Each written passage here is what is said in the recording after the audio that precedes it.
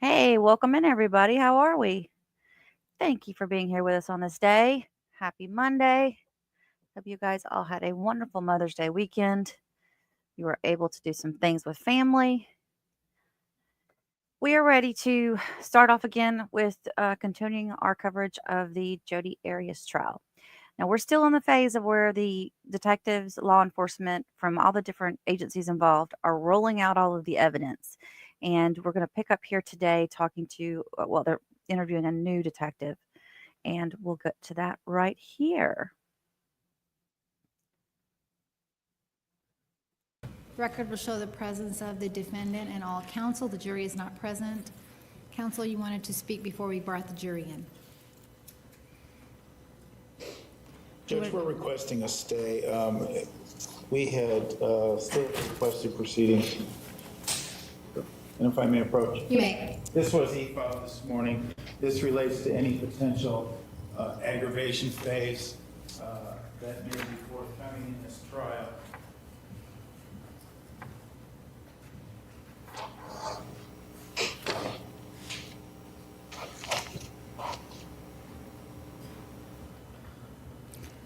Mr. Martinez. The state would object to the request for the stay. There really is no good reason. People can give any reason they want, but there's no good reason to grant the stay. Additionally, the state, and this, I was just handed this right now, but the state disputes the factual allegations in the defendant's request for the stay. He's, I believe, mischaracterizing Detective Flores' statement and testimony, and so I do not see a reason for the stay. Mr. Nervi, anything else? No, Your Honor, we will stand on the written pleading. All right, the request for stay proceedings is denied at this time. I believe that there is adequate time for you to pursue your remedy before we get to that point in the proceedings, if we get to that point in the proceedings. Anything else? There was some coverage, including some printed coverage of this case over the weekend, so I would ask that you inquire of the jurors whether or not they saw anything, and then, of course, continue to advise them of the admonition. Any objection? No objection. There's coverage every day, but certainly over the weekend it's appropriate. We have no objection to it. All right, I will do that. Let's bring in the jury. Please stand for the jury. Please be seated. The record will show the presence of the jury, the defendant, and all counsel. Good morning, ladies and gentlemen. Did any of you see any media coverage of this case over the weekend or at any other time? I see no hands. The state may call its next witness. The state calls Kevin Friedman. Your name, sir? I'm Officer Kevin Friedman. That's Friedman. And who do you work for? The Wairika Police Department. How long have you been a police officer with the Wairika Police Department? About 6.5 years. Drawing your attention back to May 28th of 2008, were you working sometime after noon of that day? Yes, I was. And what are your duties as a police officer with the Wairika Police Department? At that time and still today, I was assigned to patrol. So we patrol, and then if any calls come in, we respond to whatever calls occur. And did a call come in for service sometime after 1 o'clock in the afternoon of May 28th of 2008? Yes. And where were you asked to respond to? I was told to respond to 352 Pine Street in Wairika. And what kind of call were you responding to? Dispatch informed me I was responding to a cold burglary. When they say cold, what does that mean? It means it's been discovered. It doesn't appear to be in progress. It happened sometime in the past. And that means that somebody reported it, and you were going out there specifically in this case, right? Yes, sir. What time did you get to the Pine Street address? Approximately 3:40 p.m. And when you got there, did you talk to anybody, yes or no? Yes. Did you talk to one person, two people? How many people? When I first initially arrived there, I spoke with 2 people. And the 2 people, what are their names? It was Caroline and Carlton Allen was her last name. And are you familiar with the term reporting party? Yes. Were they the reporting parties? Yes, they were. And as part of this investigation, did you then start looking around to see, for example, if there was a point of entry? Yes, I did. And did you discover a point of entry? Yes. And where was the point of entry in relationship, let's say, to the front door? It would have been, the front door faces west. It would have been on the south side of the building. So if we take a look at Exhibit 317, if there's too much glare, let me know. I can see it. If you would Oh, have, let me just put something on. Okay. It's distracting because I don't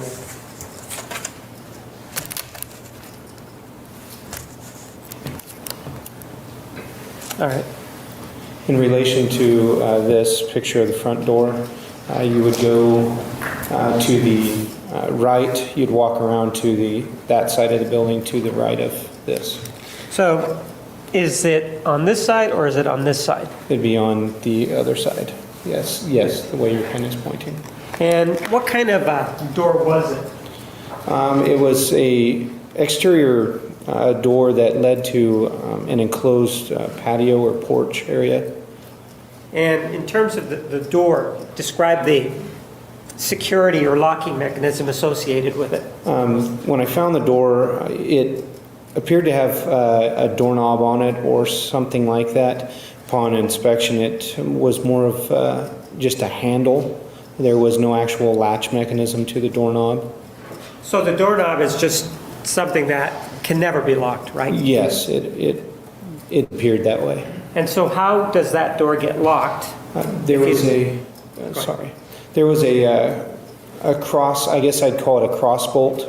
It's a rod, a small rod that you can slide into a hole in the door jamb from the door. What was the weather like that day? It was raining.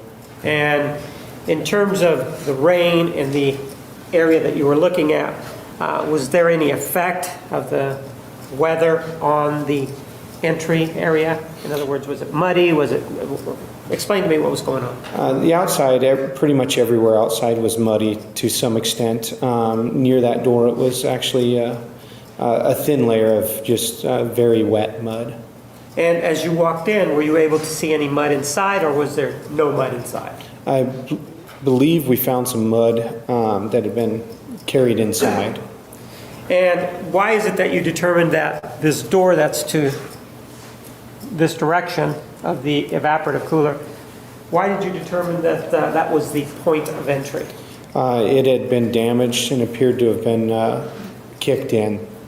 There was some force that was applied to it, right? Yes, sir. Let me show you some photographs. Take a look at exhibits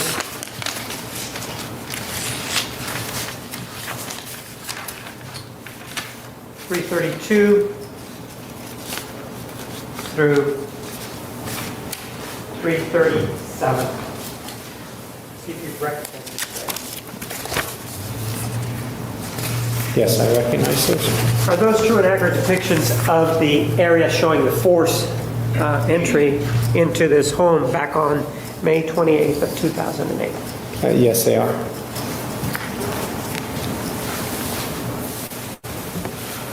Look for the admission of exhibits 332 through 337. No objection, Your Honor. Exhibits 332 through 337 are admitted. Let's take a look at the photographs. Exhibit number 332. What are we looking at there? That's going to be the point of entry door on the south side of the building. That photograph was taken by me from inside the covered porch towards the outside of the door that was broken. And what is this right here? That is a travel trailer. And in terms of whether or not it would obscure the view of somebody in this particular area, would it, given where it was parked, would it obscure the view or alter or in a way prevent somebody from viewing what was going on near the door? This item, this trailer, whatever it is back there. Yes, I believe it would. And this right here, what is that right there? That's part of the door jamb or the door molding. And this appears to be some damage there. Was there some damage to it there? Yes, it was broken almost in half lengthwise. Is there any other damage to the door other than this right here at the entry? I don't recall. There may have been slight inside of the door jamb, but that was the board that was most damaged. And Exhibit 333, what are we looking at there? That's going to be from a view from that covered patio to the door leading into the kitchen area of the residence. And this is the entry point, correct? Yes, it was. Exhibit number 334. What do we see here? That's the piece of the other piece of the door jamb board that was broken off. So it was broken off here, and then the other piece was right there, correct? Yes, sir. And in looking at this inside, can you tell whether or not there's any mud here or not? I don't see any right there. It was a dirty floor, but there was no obvious amounts of mud. Right?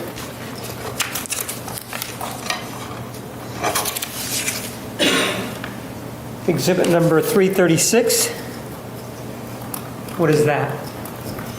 I believe that's an additional photo of the entry point on the south side of the building into the covered patio. And it shows us some items that might have been hanging there. Yes, it does. Did you have occasion to know what was in this white plastic bag? It appears to be recyclables, such as aluminum cans. And do you know whether or not, if aluminum cans are taken in, whether or not you can get money for them? Yes, you can. And exhibit number 335, what are we looking at there? I believe that's just more of a close-up of the door jamb that was broken. Okay. Once you got inside the house, did you look through the whole house? Where did you go first? Initially, I made contact with the RPs and went to areas where they stated things that were missing. And where did you start looking? I believe the first place we began looking was initially in the living room where I made contact with them. All right.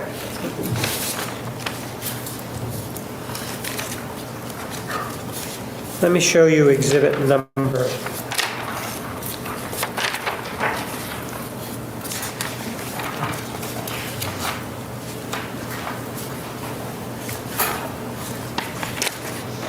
.328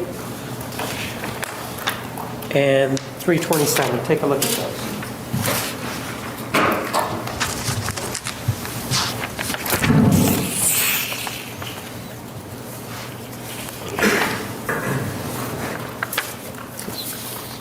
Familiar with that? Yes, I am. What is that? The 327 is a photograph of a television that we believed had been moved during the theft of a DVD player. Picture 328 is of the area where the DVD player had previously been. And what part of the house was that? This was in the living room.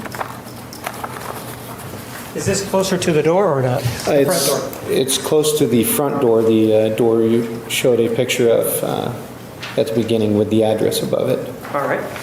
Move for the admission of exhibits number 327 and 328.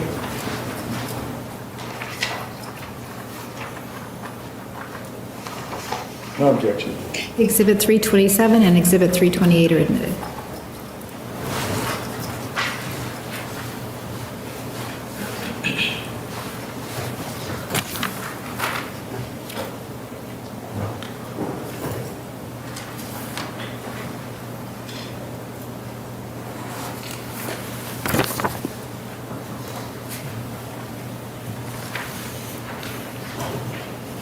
Take a look at exhibit number 328. And the DVD player, was it on top? Where was it? The DVD player was on top of the entertainment center towards the mirror. It'd be on the side closest to the where I was when I took the photograph, in that area. And this down here is what? That is the television that it was attached to or hooked to. Exhibit 327 is what? We took that photograph of some fingerprints or marks that were left on the front of the TV that we believed were very recent. Were you able to lift any latent fingerprints from this area? No, we were not. Why not? They were too smudged, and the dust had soaked up a lot of the oil. So when we attempted to lift them, it did not work. So it appeared that it was just too dusty for you to get anything out of it. Yes, it did. After this particular room, where did you go? I was told a firearm was missing. And so did you go to another room? Yes, I asked where it had been located, and they directed me to another, I believe it was a bedroom, but it kind of looked more like they stored stuff there and nobody actually lived in the room.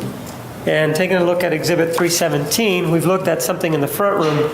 In relationship to this, where would the other room be? Be straight through that door, through the living room. I believe it was a left door just as you entered the kitchen or dining room area. It may have been just prior to or just after that entryway. And when you were there, what item was involved in this burglary? Objection, called for hearsay. Approach. So with regard to that particular room, what did you write in your report that was missing from that room? I wrote in my report that a small .25 caliber handgun, approximately 3 to 4 inches tall by 3 to 4 inches long, the black. What had been taken, right? Yes, black handle had been taken. And during the burglary, correct? Yes.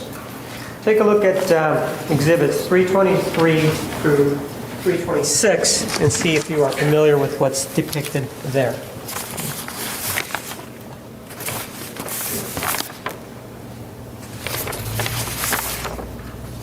Yes, I'm familiar. What is shown in those photographs? These photographs are the area the handgun had been, and just what was in the room when I entered that room during my investigation.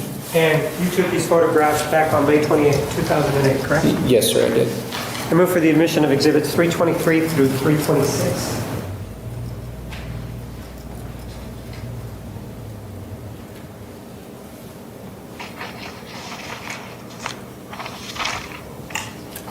No objection. Exhibits 323 through 326 are admitted. Take a look at 326. Describe for me what I guess this, not the area, but what's holding the items in. Describe it for me. I described it in my report as a dresser, but it's essentially a dresser that had been changed into some sort of gun cabinet. And what are these right here? Those are gun cases containing guns. And how many guns do you, there's 3. Is this also a gun here? No, that was a piece of metal or wood, I don't recall. But there are three guns in those 3 cases.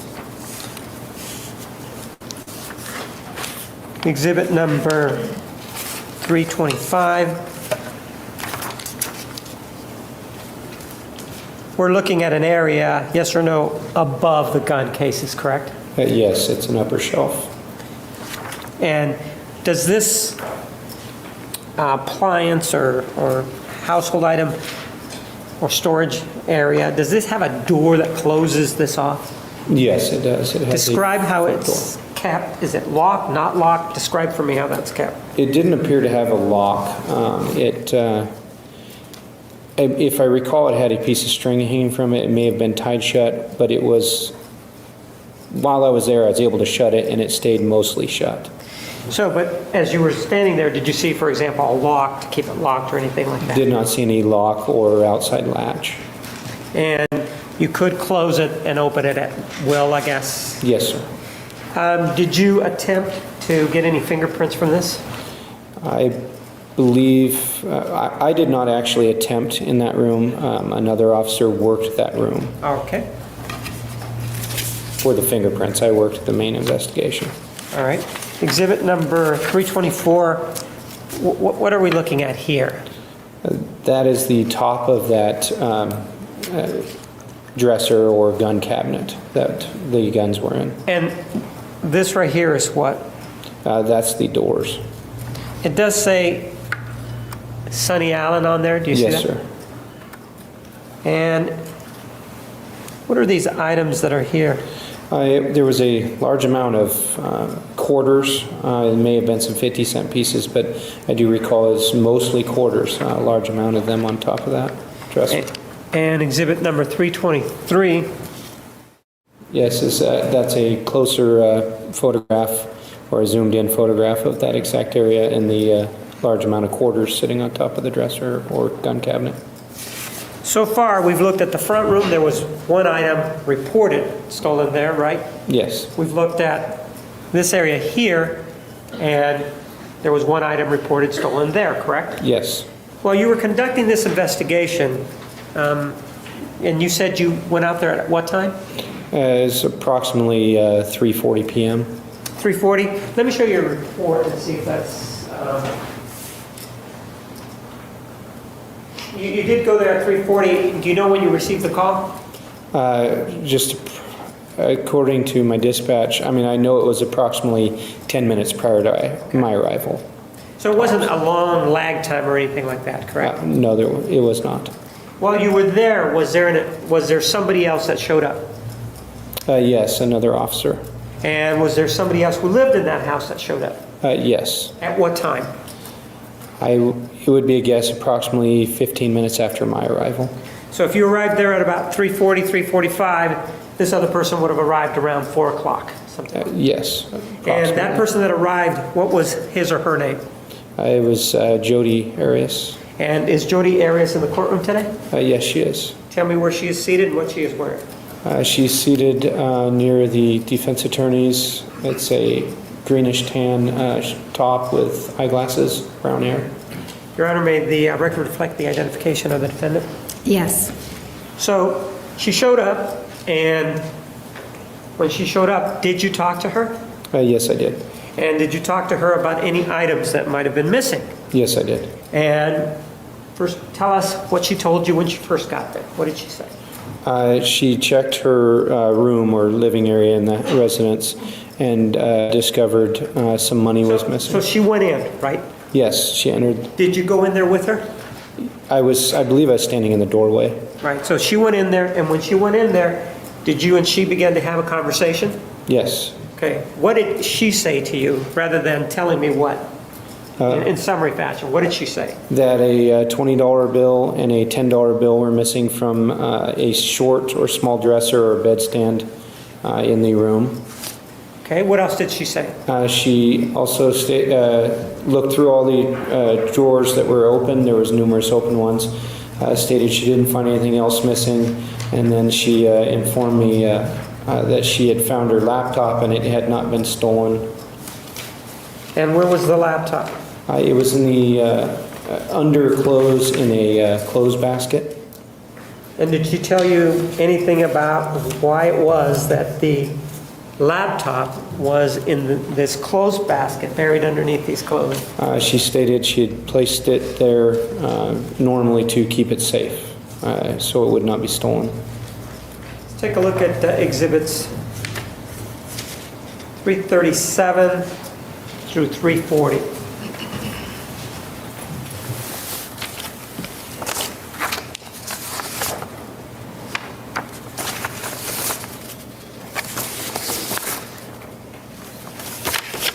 I'm familiar with these photos.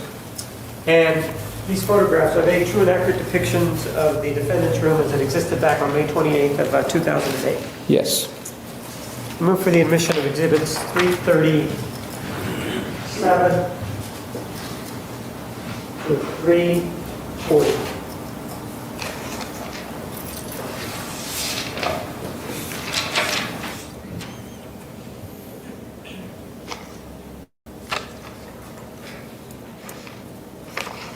No objection. 337 through 340 are admitted. While you were talking to the defendant, did she ever indicate the time that she had last been in the home prior to coming back? Yes, she did. I believe she stated it was approximately 1 p.m. is when she left the residence that day. So she left at 1 p.m. and you were out there by approximately 3:40 p.m., correct? Yes. Let's take a look at these photographs. Exhibit number 337.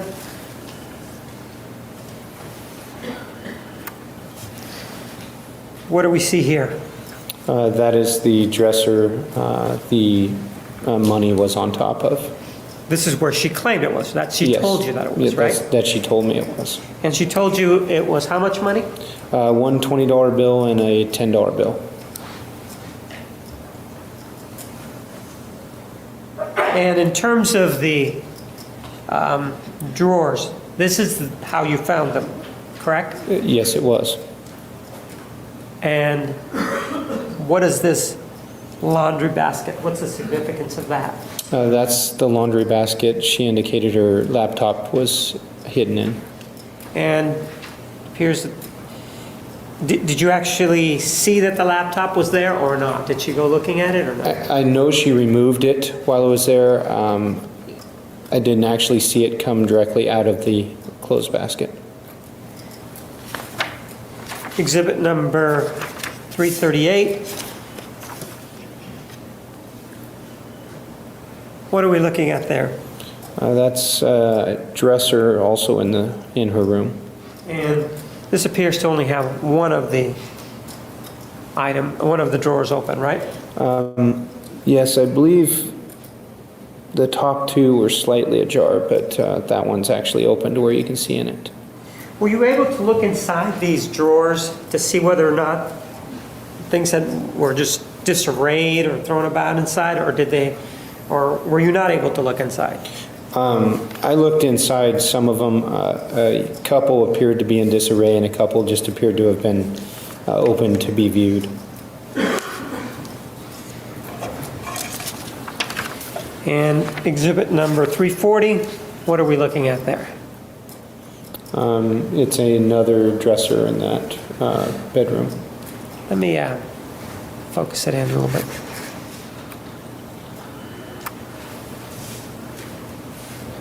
And again, are just these three open, or were all of them open? Did you look at those? That was the only, I mean, that's exactly how I found it. So that it appeared that only three were left open.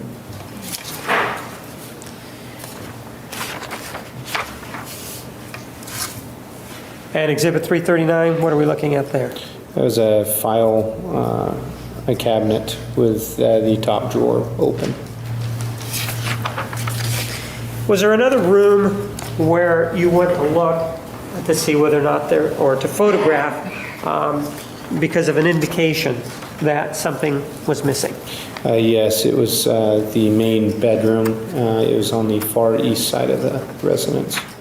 But that was not the room that you were in with the defendant when she indicated that she had the $30 missing, right? Yes, it was a different room. Exhibit 331, take a look at that.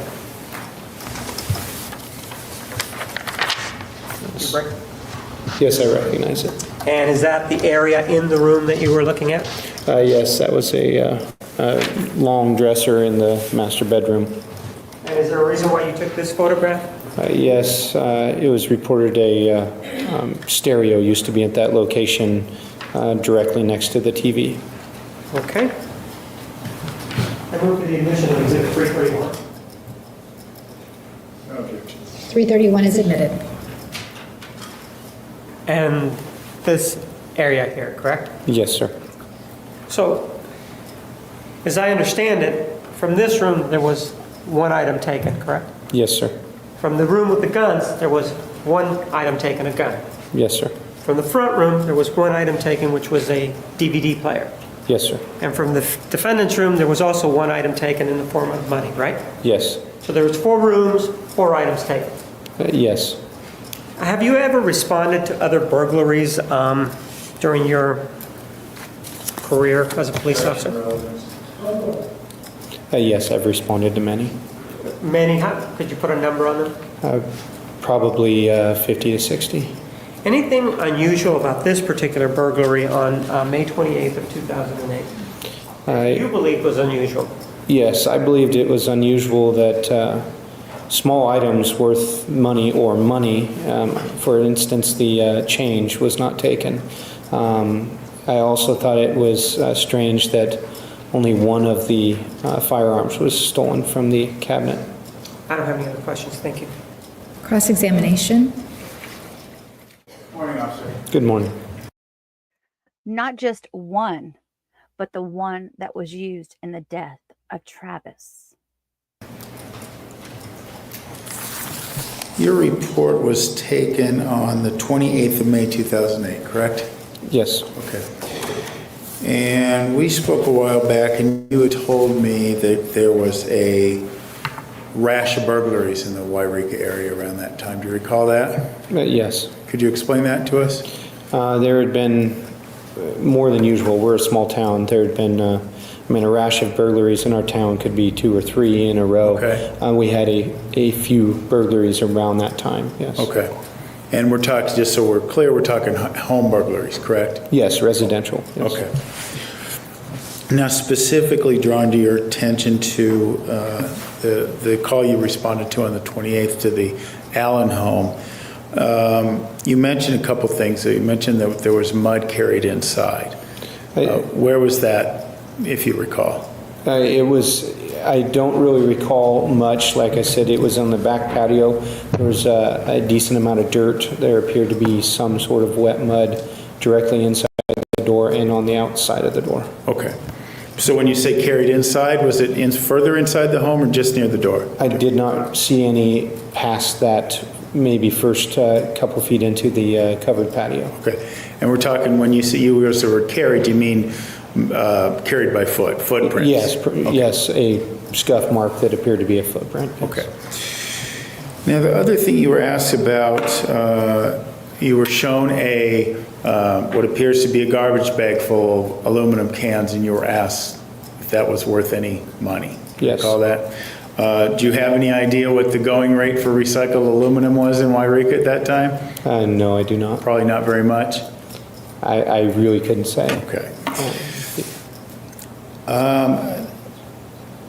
Drawing your attention, I believe, to what you called the gun cabinet. Yes. Or makeshift gun cabinet. You mentioned that there was no lock on it? Not that I saw. Okay. Did you see any mechanism, sometimes a latch, maybe where somebody would put a padlock on, something of that nature? I don't recall if there was anything like that. Okay. So based on, and you didn't see any locks nearby, anything of that nature? Not that I recall. No cut locks? That certainly would have been something. No, I did not find any forced entry into the cabinet. Okay. And so then based on what you're telling us, if I understood you correctly, then anyone who lived inside the home could just walk to that cabinet and open it up and gain access to all the contents? Yes. Okay. And without having to disturb anything, break any locks, anything of that nature? Yes. Okay. Thank you. Involving the rash of burglaries that you described or that you talked to defense counsel about, and I think you attempted to quantify them. How many did you say that rash was? There was a few. I couldn't really say the exact number. That was 4 years ago, but I recall at least 2 or 3.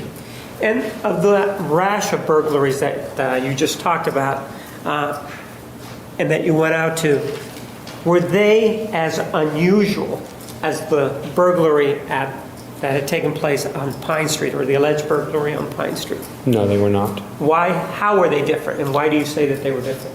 In the main one that I recall, Officer Dirksen and I both responded to that one also. It was a residential burglary, and It was same thing, a forced entry into the residence, but everything of value that the person could get at the time was missing.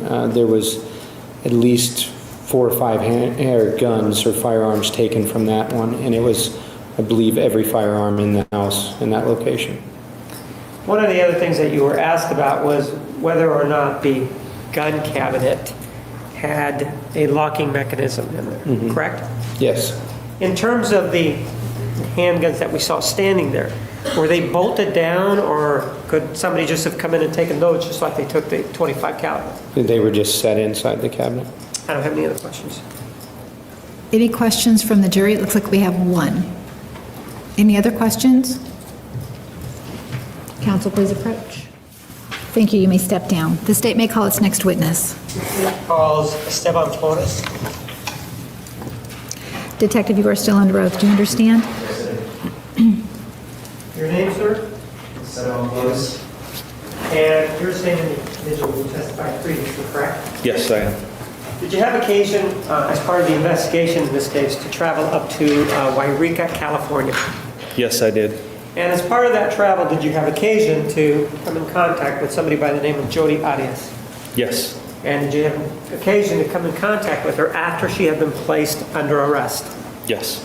Is Jodi Arias the person that you came in contact with? Is she in court today? Yes, she is. Tell me where she is seated and what she is wearing. She's sitting at the defense table on the end. She's wearing a tan color, greenish color, long sleeve shirt and glasses. Your Honor, may the record reflect the identification of the defendant? Yes.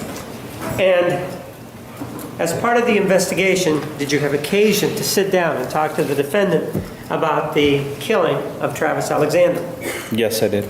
And as part of that conversation, did you also talk to her about this .25 caliber handgun that had been ostensibly taken during a burglary?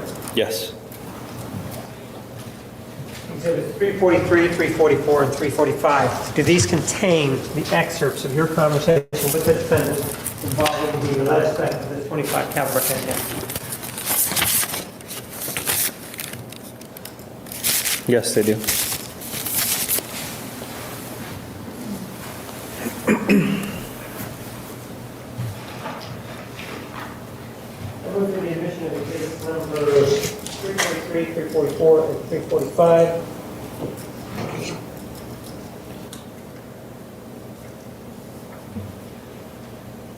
No objection, Your Honor. Exhibits 343, 344, and 345 are admitted. And your conversation with her was audio and videotaped, correct? Yes, it was.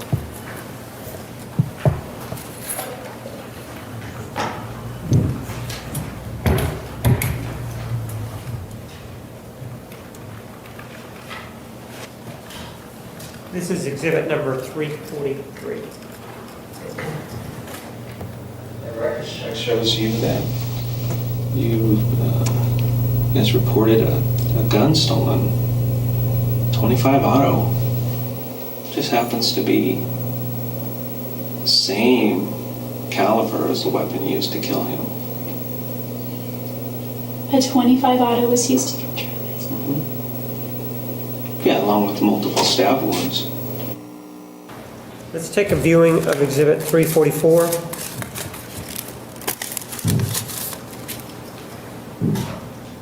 You find the gun? Maybe that would... Jody, we're just playing games here. That gun was in your possession. When did you report it stolen? I didn't even know that there were guns until my grandparents reported it stolen the day that their house was broken into. When was that? I don't remember. It was a few months ago, maybe. What did you do with the gun? I don't have a gun. And exhibit 345. Have you ever shot that 25 auto? Mm-hmm. Have you ever touched it? The one that was stolen? I've never seen it.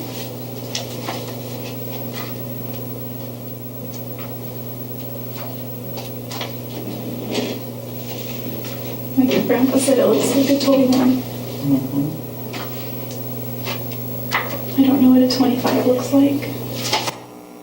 Sir, prior to having this conversation with the defendant, did you advise her of the so-called Miranda warnings? Yes, I did.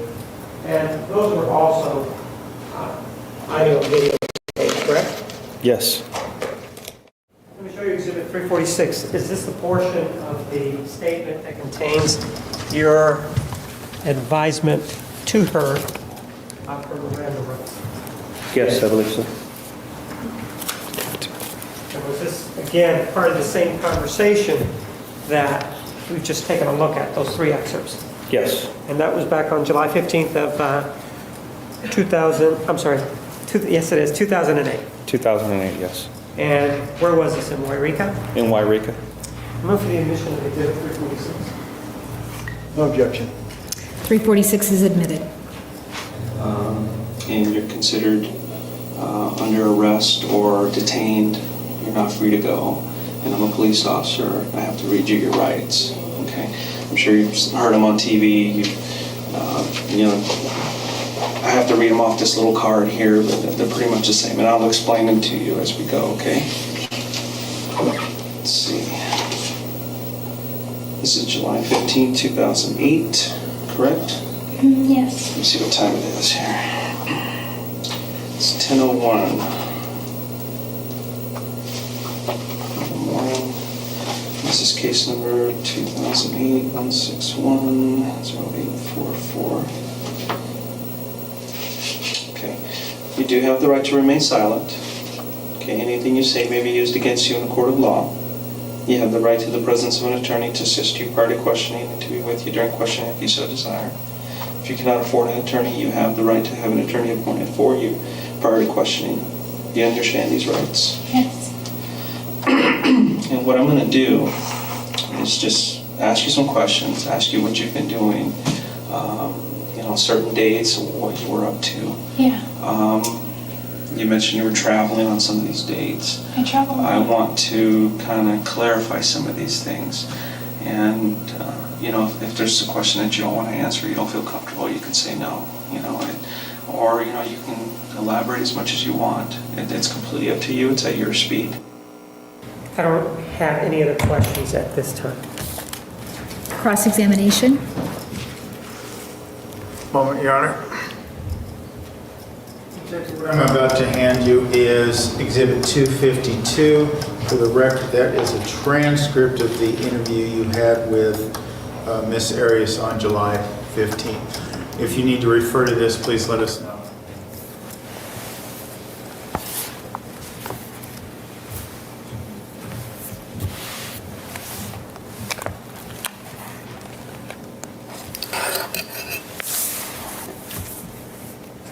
What I want to do here this morning is ask you some questions about this interview that we didn't see in the videos. Okay? During this interview, Ms. Arias was trying to protect Mr. Alexander's image, wasn't she? Objection, speculation. Approach, please. Detective, did Ms. Arias make any statements about being interested in protecting Mr. Alexander's image? Yes, I believe so. Okay. Do you remember what those were or how that came up? Not specifically. Okay. I draw your attention to page 8, line 16. Just read around that area and maybe see if that'll help refresh your memory about the context of that. Okay. Does that help give some context for you about how that issue came up? Talking about their spirituality and their religion and so forth. It seems to me like during this interview that you wanted her to open up about Mr. Alexander. Is that correct? Of course, yes. You made a comment about him being Mr. Alexander, betraying himself to be a certain way, but that he was really not. Do you recall asking her that? Objection. I don't Hearsay, lack of foundation. Sustained is phrased. Rephrase. I don't recall that particular statement. Sorry. So why don't I, again, if you could be so kind as to look at page 23, line 6 of the exhibit I handed you.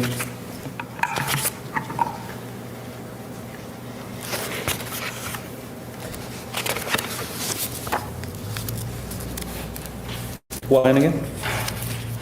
I'm sorry, I didn't hear you. Did you say line 6? Yes, page 6. Okay. You discussed him portraying himself as having a lot of... A different way of using that foundation. I may be going back a question or two because I forget where we're at, but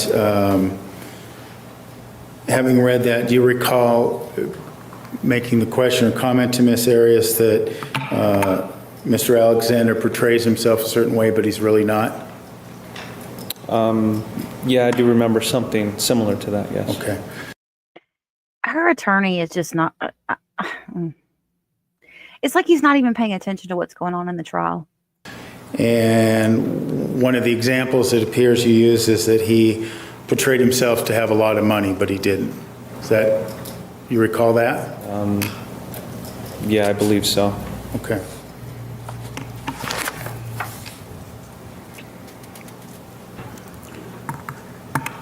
You also made the comment to Ms. Arias that you guys, I suspect, and you can draw, maybe perhaps let's do it this way. Let's draw your attention to page 30, line 10 of that transcript. Objection and proper impeachment. And he hasn't indicated that he doesn't remember. I think he has to ask the question first. Ask the question. Detective, don't answer the question until I hear further objection. Okay. You made a comment, Detective. Obviously, you guys kept this relationship hidden. Before we get any further, I would assume, and if you need to refresh your recollection, that you guys is referring to Mr. Alexander and Ms. Arias. Is that correct? I was referring to them, yes. Is there any objection to that? Question. Kind of question, which one is he going to answer first? All right, break it down. You made a reference to you guys kept this relationship hidden, correct?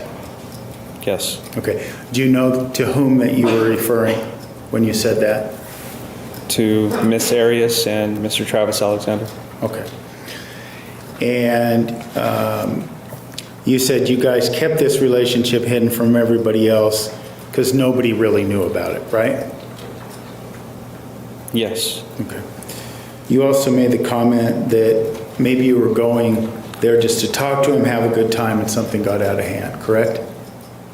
I don't remember that specifically. Okay. Let me draw your attention then to page 55, line 5 of that transcript.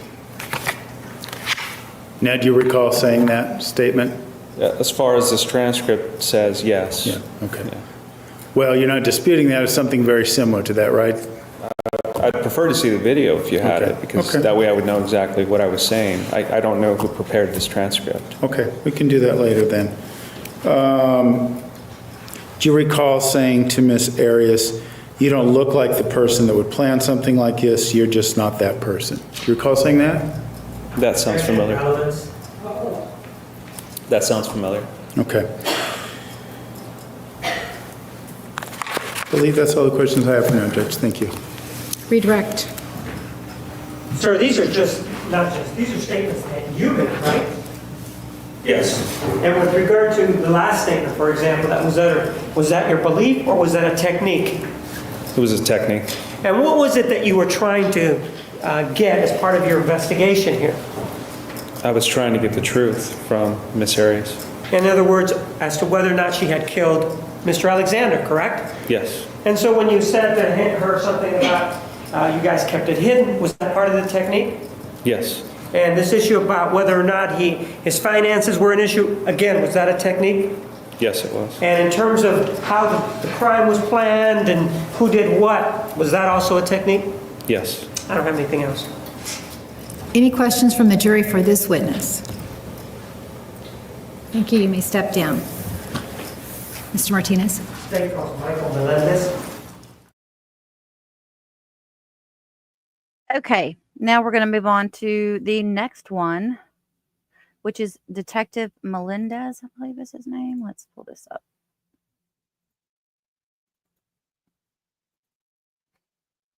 Yep, Mendez, and then we go over to Detective Flores again. Your name, sir? Sure, it's Michael Melendez, Melendez.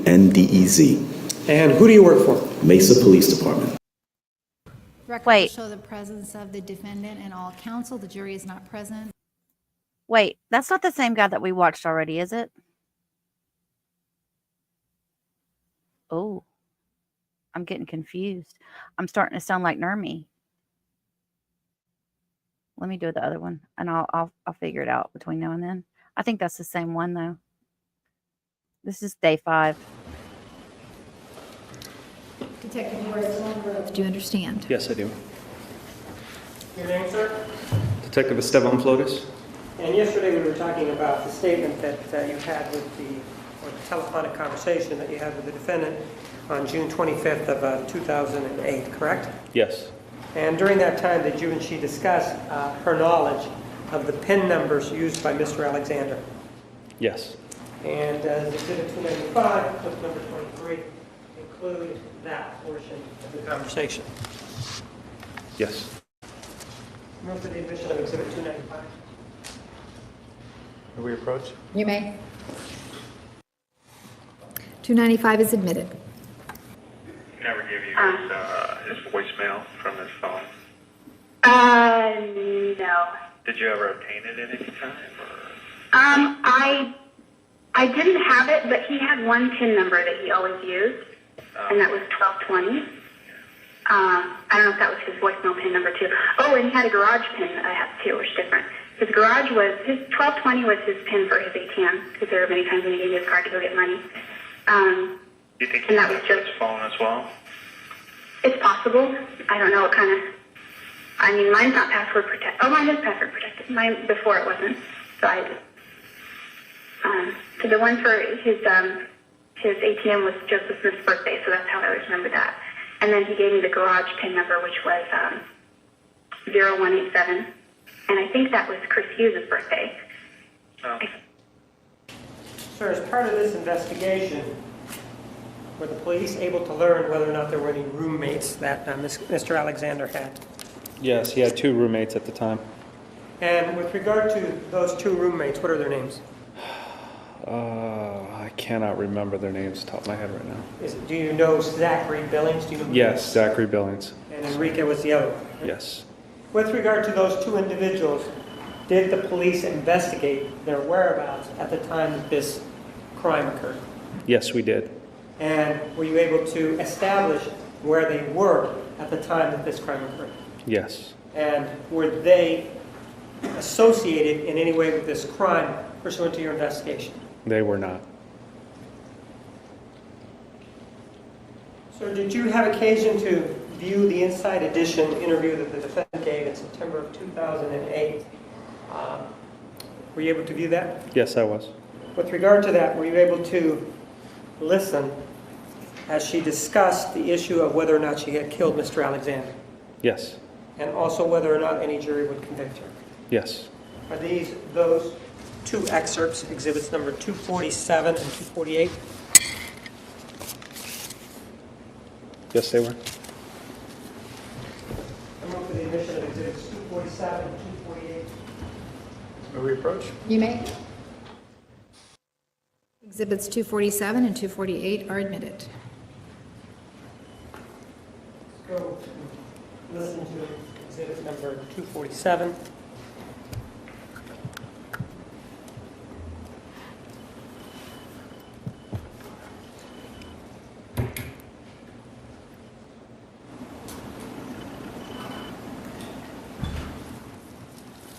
This is exhibit 247.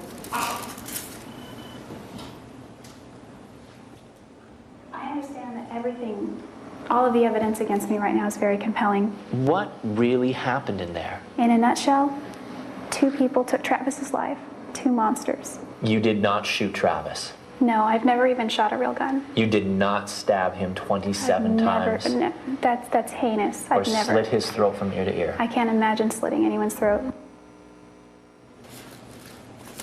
So let's take a look at exhibit number 248. No jury is going to convict me. Why not? because I'm innocent. And you can mark my words on that one. No jury will convict me.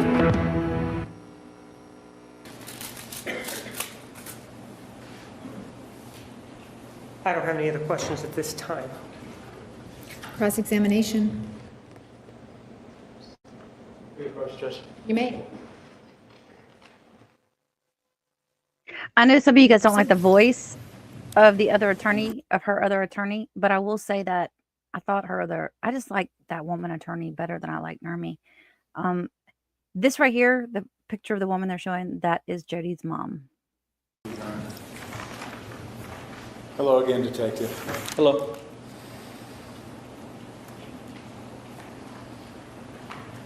A few days back, I guess it was yesterday, we heard some excerpts of a call you had with Miss Arias, I believe, on the 25th of June. Is that correct? Yes, that's okay. correct. And I think we heard you say that entire conversation was about an hour and 45 minutes, the one we heard excerpts from? Yeah, it was over an hour. Okay.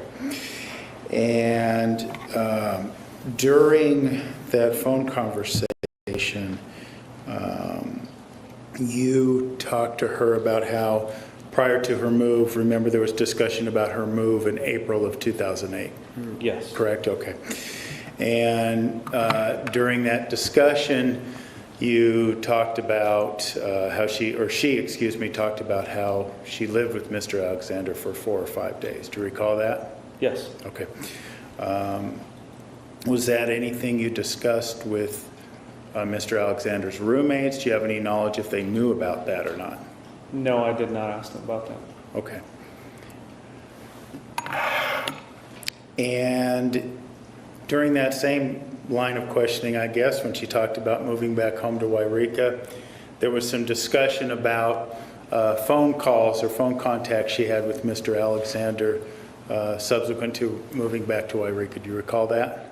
Yes, I do. Okay. And do the phone records bear that out? The phone records you obtained bear that out, that the two were conversing after she returned in April? I would have to look at the phone records to be absolutely positive. Okay. I know they had constant contact back and forth with each other. Okay. And there wasn't a point in time where that ceased for a long period of time, it would seem, right? No. Okay. So I guess we could assume then that probably took place in April, May of 2008, right? That phone contact. Could have. Okay. Now, there was also another case mentioned around the same time period. Miss Arias mentioned that she trashed his car. Yes. Do you recall that? And I just wanted to put it in context because of the excerpts. We were talking about an incident where a U-Haul dolly was involved and the engine exploded. That's what we're talking about, isn't it? Yes, it was an accident. Basically. Okay. Just a minute, Your Honor.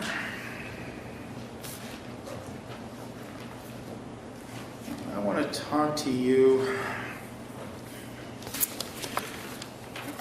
about, well, let's back way up a bit here, because I think you probably told us this the first time you took the stand, but could you remind us again how long you've worked for the Mesa Police Department? 19 years. Okay. And how long you've been a detective? For about, since 2002. Okay. So I'm guessing way back when, 19 years ago, when you started as a patrol officer, I would assume? Yes. Okay. That you went through the academy, right? Yes, I did. Okay. And while you were at the academy, you probably learned the importance of report writing. Yes. Correct? And when I say report, we're talking about departmental reports. Sometimes we call them DRs. Yes. Is that right? Okay. And one of the things you probably learned is it's important to be honest and accurate as possible in those police reports because they could be used later on in proceedings such as these, right? Yes, that's correct. Okay. And I suspect, and detective's a promotion, correct? Not really in my department. It's more just like a lateral move. It's a specialty. Okay, it's a special unit. But over the course of your career, I suspect you attempted to endeavor in becoming a detective. You expected to endeavor to make the most accurate and honest police report you could. Is that fair to say? Okay. Yes.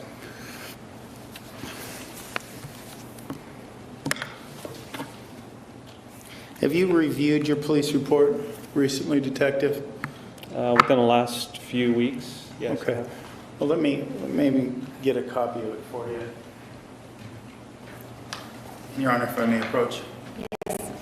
Detective, it appears your report has been marked as Exhibit 290. You could do me a favor, and I opened it to page 17 for you. Read all the way the portion of begins with autopsy and ending at the portion just to yourself that begins with initial interview with Chris and Sky Hughes. Could you review that for me, please? Sure.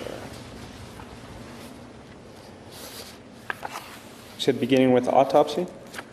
Yes, I believe that's at the very bottom of page 17. And your discussion of the autopsy goes to the middle of page 18.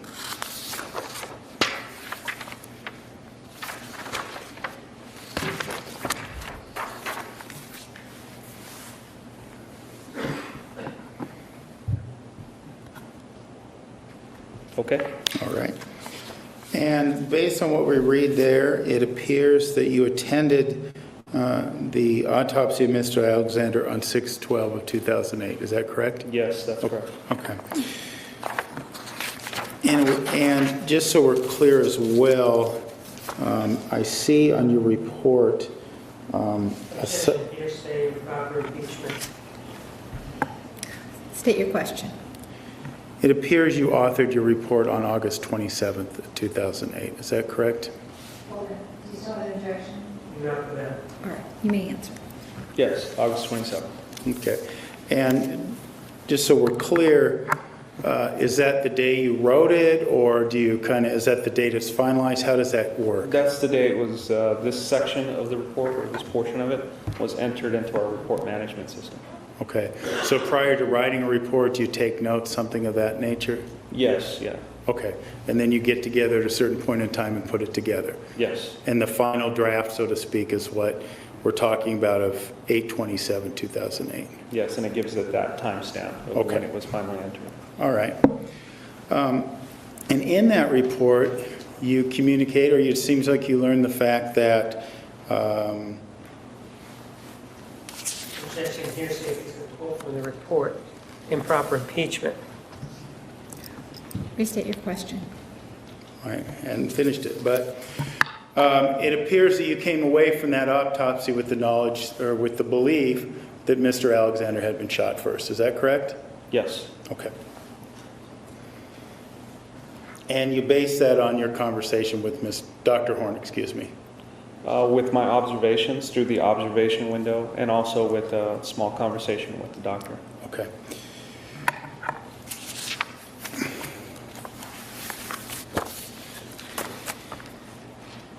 And then do you recall on August 7th of 2009 giving some testimony in court related to this case? Yes, it's almost a year later. Yes. In a moment, Your Honor. And Your Honor, if I may approach the witness. You may. Detective, this has been marked as Exhibit 260. I'm going to place it before you for now. I know you probably don't remember what you said exactly. As you pointed out, it was almost a year later to the police report that you wrote. But you were under oath when you gave this testimony, right? Yes. Okay. If you could be so kind, let's see here, as to turn to page 18 of that document. And I'll draw your attention to line 14. Yes. And you were asked there if you had spoken to Dr. Horn about this case. Hearsay. It's sworn testimony, Judge. Approach, please. Continue.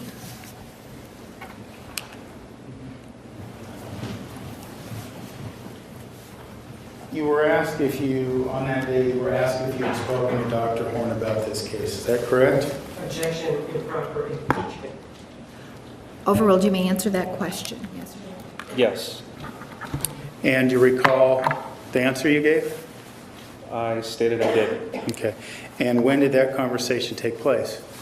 A day prior to this hearing. Okay. So your conversation with Dr. Horn then would have took place on August 6, 2009? Yes. Okay. And you were in court for his testimony, correct? I don't recall if I was or not. Okay. Did you hear him testify to the idea that he didn't talk to you on August 6, 2009? Objection states Dr. Horn's statement. He said he doesn't remember.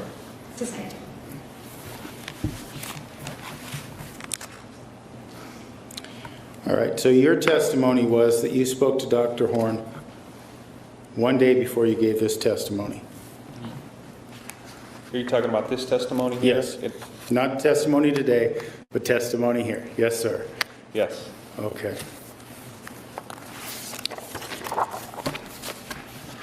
And in that testimony, you were asked about the sequencing of injuries according to Dr. Horn. Is that correct? Yes, I was. Okay.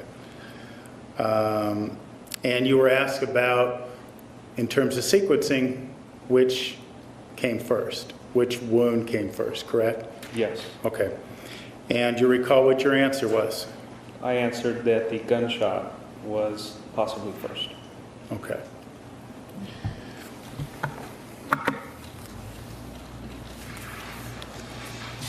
And what did you base your answer on? Well, I'd spoken to Dr. Horn the day before over the phone on a short conversation, knowing that I was having a hearing on this matter, and discussed mainly what kind of pain the victim would have gone through at that time, if the victim had suffered at that time, those kinds of questions. Okay. And during that, we kind of discussed some other things, and one of them was very briefly the sequencing. Okay. Well, you say very briefly, but this would be important if you're giving sworn testimony in court, right? The sequencing was not that important in this case at that time. So you felt it wasn't important to give accurate testimony in court in your prior proceedings? Is that what you're telling me? No, that's not what I'm saying. I'm saying the most important portion was the whether the victim, Travis Alexander, suffered in this case. Well, let me ask you not what's the most important portion. Let's focus on what I asked. What I asked was whether or not it was important to give accurate testimony when you're testifying in a court. Yes, absolutely. Okay. And you did testify to the idea that the gunshot wound to the head was first, right? Yes. Okay. And you went on, you were asked also in that hearing, and you also talked about unconsciousness and that sort of thing. But you also talked about whether or not after incurring the shot to the head, Mr. Alexander could be conscious. Do you recall being asked that? Yes. Okay. And you relayed, do you recall relaying the opinion that Mr. Alexander would be conscious after being suffering the shot to the head? Yes, but that was my opinion at that time. That was your opinion, but what you were, so you weren't relaying Dr. Horn's opinion, as you said during those transcripts, you were relaying your own? I would say that was my understanding of what the situation was, but I'm not the doctor, I'm not the ultimate decision maker on that. So your claim here today is that when you were at this important proceeding in this death penalty case, you were giving your opinion as to what you thought Dr. Horn might think, as opposed to when you were testifying, you told the parties involved there that you'd spoken to him and this is what he believed. That was my understanding. You also gave opinions about that supported this theory that Mr. Alexander had been shot first, correct? Yes, I do recall that. Okay. I mean, specifically you talked about that he aspirated blood over the sink, correct? Yes, I do remember that. And what does that mean? Aspirated blood means blood being aspirated through the mouth or through the nose and onto an object such as the sink or the mirror in this case. Okay. So now you said, oh, it was your misunderstanding of Dr. Horn's testimony and that sort of thing. And you said you weren't sure if you were here in court, but in these court proceedings, is this the first you heard of a different story being told about when the wounds occurred? No. You've heard about it before? Yes, during Dr. Horn's testimony. Okay. I thought you were talking about another testimony Dr. Horn gave, but I was here during his testimony the other day. Okay. So during this trial, Dr. Horn's testimony, you were here, right? Yes, I was. Okay. I want to be accurate this time. And you heard him testify then that he hadn't spoken with you the day before the hearing, correct? Objection to States' testimony. He said he didn't know. Sustained.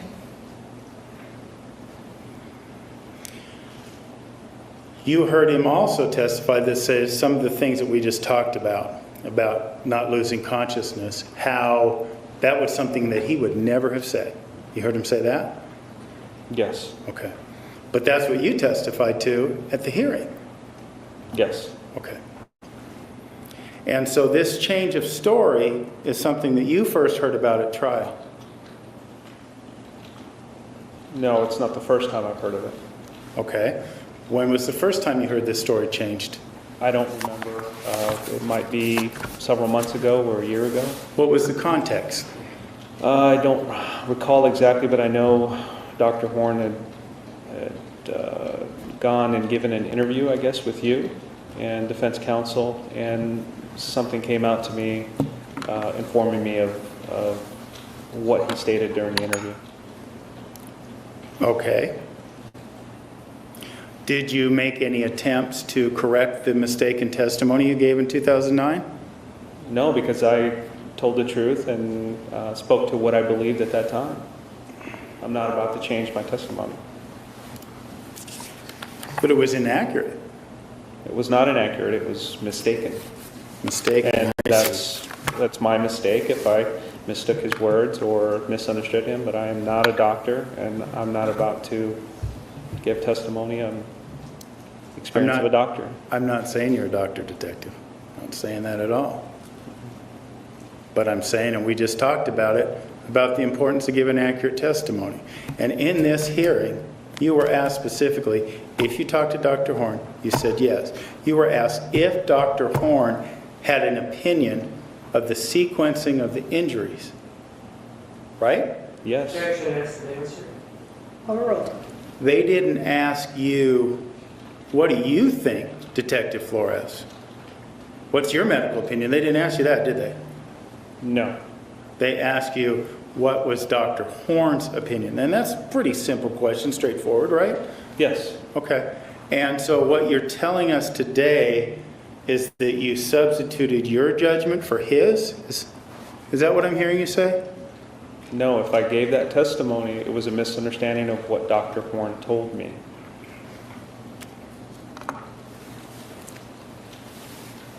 Okay. So, it's inaccurate, is what you're saying today? Yes. Okay. And that's what I asked you a few moments ago. Did you take any steps to correct your inaccurate testimony? And you said, no, it wasn't inaccurate. It was a misunderstanding. Yes. I'm confused. Well, is it inaccurate or is it a misunderstanding? Which is it? Well, it's a misunderstanding of what Dr. Horn told me. Okay, it's a pretty big one, isn't it? No, I don't believe so. You don't believe so? Okay.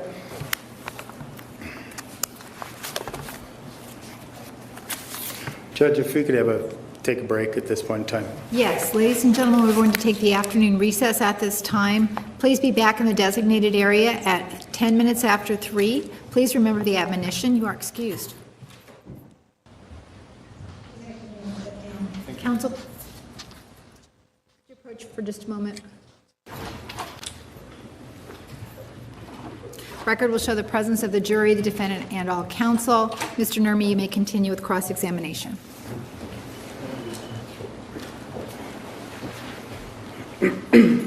Detective, this hearing on August 29th, who is representing the state at that hearing? 29th or August 7th. Is that the one you're talking about? August 7th, I'm sorry if I said another date, I apologize. August 7th, 2009. Who was representing the state? I believe it was Mr. Goes to motive and bias. Overruled. Jimmy, answer. You may.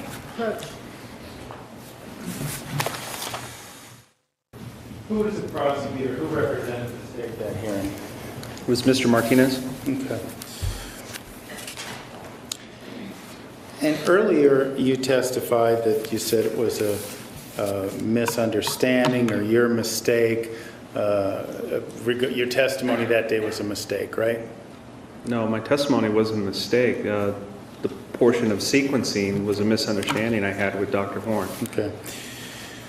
Well, you were asked some pretty specific questions.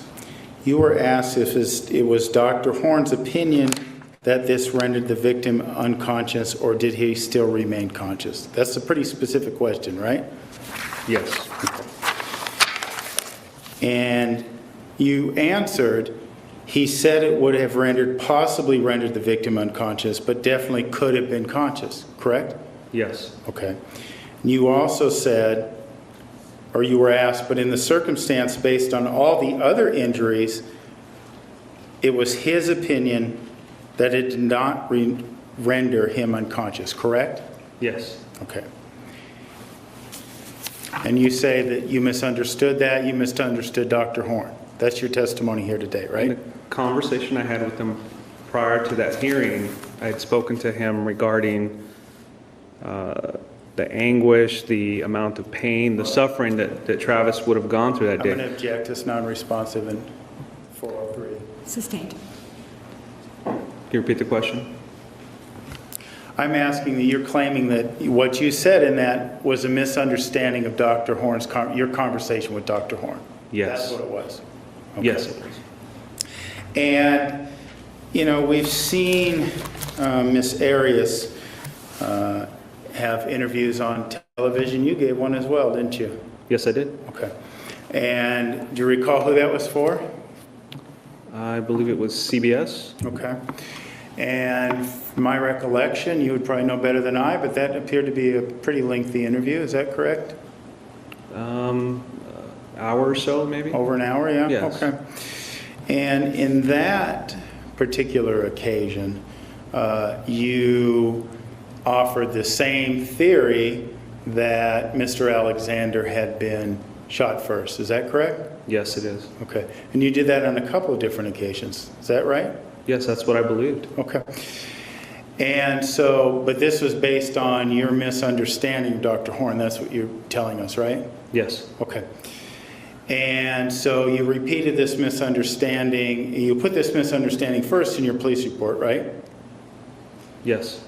And second time, under oath and giving sworn testimony, you perpetrated the same misunderstanding. Is that correct? Yes. Okay. And then again, you did it while being interviewed on national television. Is that correct? Yes, that's what I believed. Okay. Thank you, Detective. Redirect.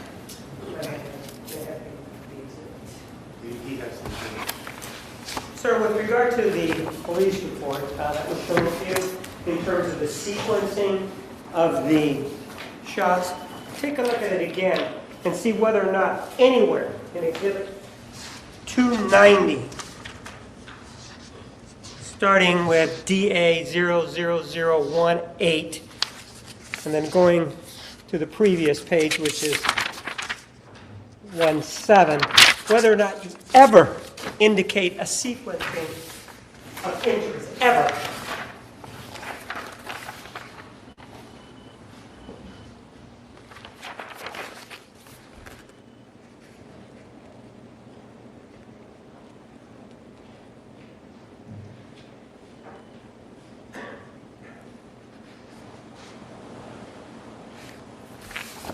No. It doesn't indicate that, does it? No, it does not. In fact, with regard to that, do you talk about the wounds that the victim received, yes or no? Yes, I do. Do you talk about the lacerations and the puncture wounds and the length that they might be? Yes. Do you talk about whether or not there was stippling to those wounds? Yes. Do you talk about a report as to which injuries may have been fatal or not? Yes. Do you also talk about the knife wounds in the back and how far they went in? Yes, I did. Do you talk about whether or not those were fatal? Yes. Do you talk about whether or not the victim had any defensive wounds to him? Yes, Do you talk about whether or not he attempted to protect himself during the attack? I did. Do you talk about whether the fatal wounds consisted of stab wounds to the center of the chest? Did you talk about that? Yes. Did you talk about what damage that wound caused? Yes, I did. And did you talk about whether or not the wound to the throat was fatal? Yes. And then you also talked about the manner of death, whatever that may have been, right? Correct. Anywhere there, do you talk about any sequencing at all? There's no sequencing in there at all. And this was written when? Why don't you tell me again when this was written? It was written in August of that year? 2008? Yes. Why don't you just take a look at it and see what date it was actually written? It was written and submitted on August 27th of 2008 at 4:29 p.m. And nowhere do you indicate any sequencing, do you? No. Do you ever indicate anywhere here that Dr. Horn said or gave you a sequencing of events? No. Or injuries, I'm sorry. Do you? No. With regard to Exhibit 260, that was a hearing in which you testified at, correct? Yes, it was. It was under oath, wasn't it? Yes. Prior to that hearing, did you speak to Dr. Horn? Yes, the day prior. With regard to speaking to Dr. Horn, did you speak to him about any potential suffering by the victim? That was the main focus. Objection, Your Honor, 403 is not an issue here. Overruled to that question. With regard to that particular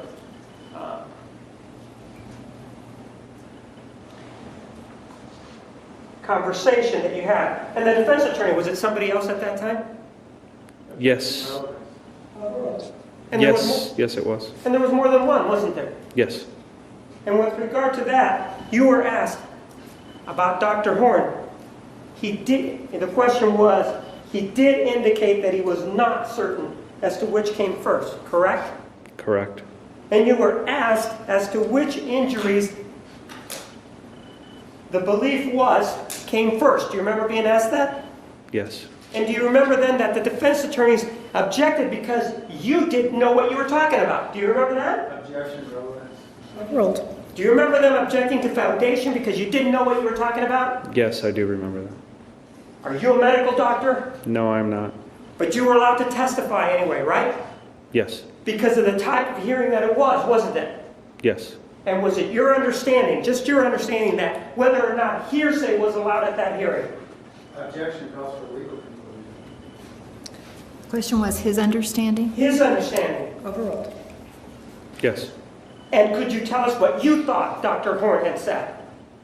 I thought Dr. Horn. Yeah, but you could tell us what you thought Dr. Horn said, right? Yes. And you told us what you thought he said, right? I did. Were you correct? No, I was not. And with regard to the opinion that you gave, prior to giving that opinion, you know who Lisa Perry is, don't you? Yes. Who is she? She works for the Mesa Police Department lab. And Lisa Perry, did you talk to her before rendering that opinion back in August of, what was it, 2009? Yes. Did you talk to her? I talked to her many occasions, yes. But did you talk to her in anticipation of that hearing? Yes. And did she give you any opinions that you incorporated? Yes or no? Yes, a few. And still you went ahead with what you thought was your opinion, right? Yes. And your opinion was based on conversations with Dr. Horn. Those conversations with Dr. Horn, were they recorded? No, they were not. And were they in person or telephonic? Telephonic. And the majority of the time, what was the subject area that you were spent talking about?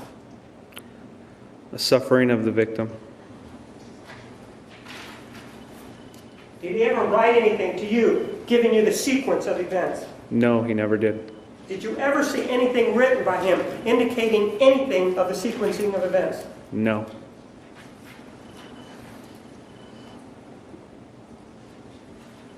So the bottom line, that information that you gave, whose opinion was it? Was it yours or Dr. Horn's? It was my opinion. I don't have anything else. Can you approach, Your Honor? You may.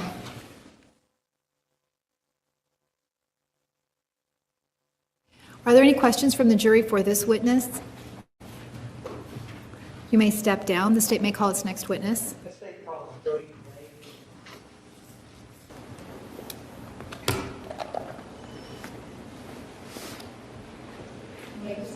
Your name, please, Jody, Legg. and who do you work for?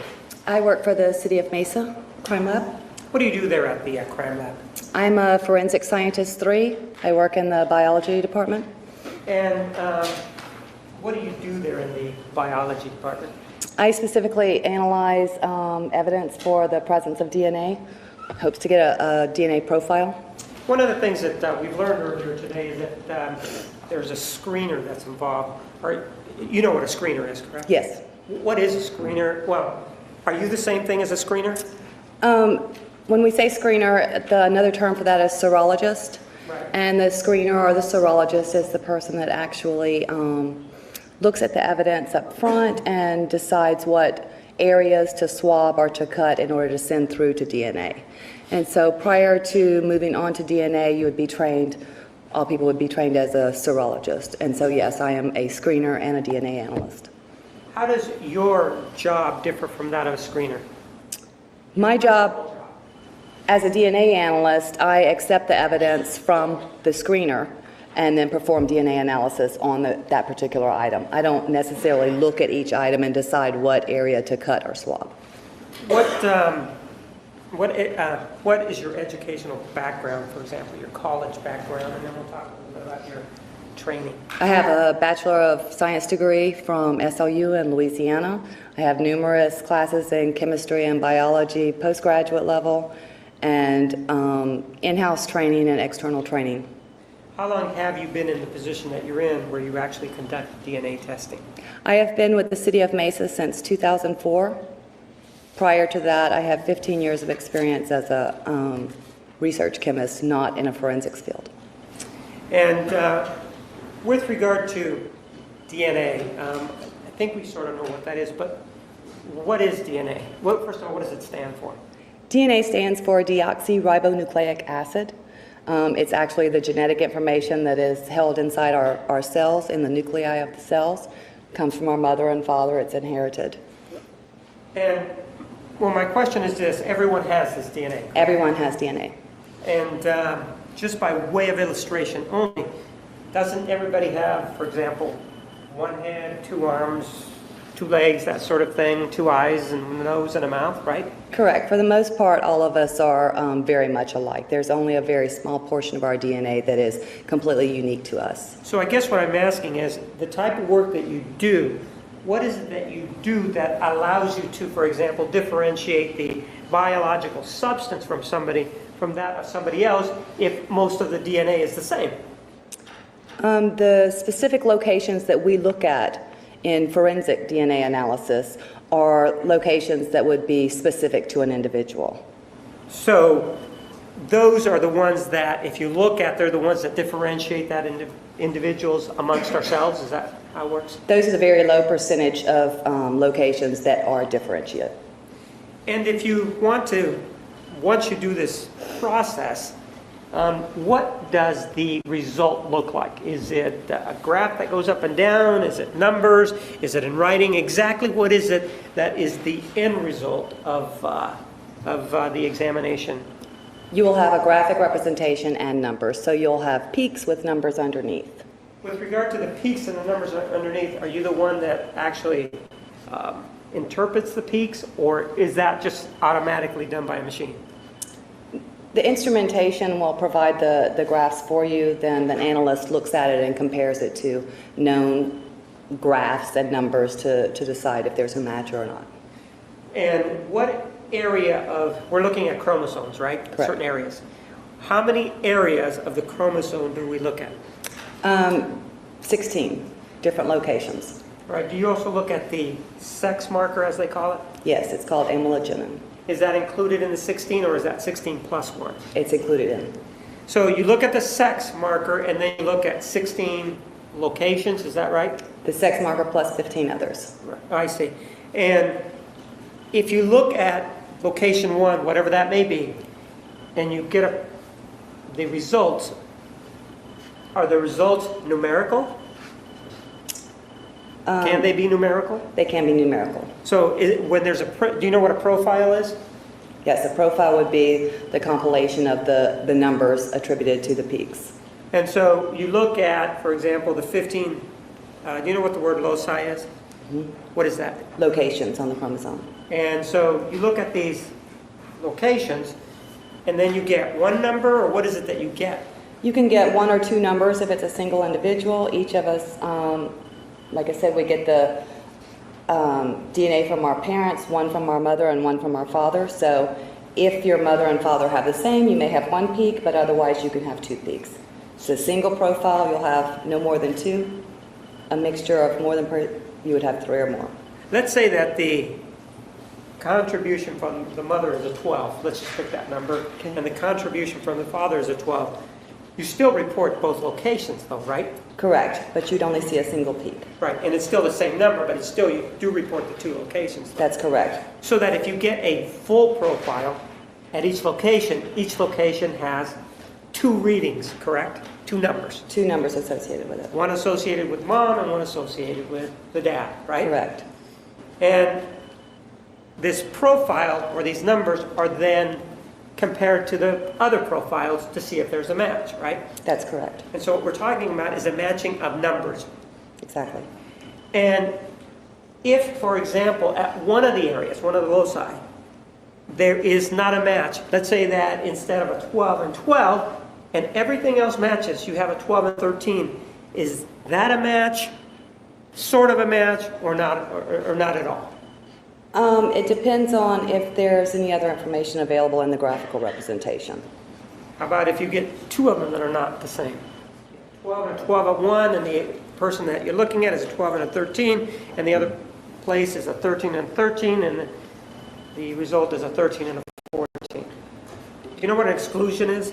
If there's no other numbers or peaks present, and a known sample is, say, a 12, 13, and then your graphical representation in the numbers was, say, a 13, 14, then it would be a no match. The person would be excluded.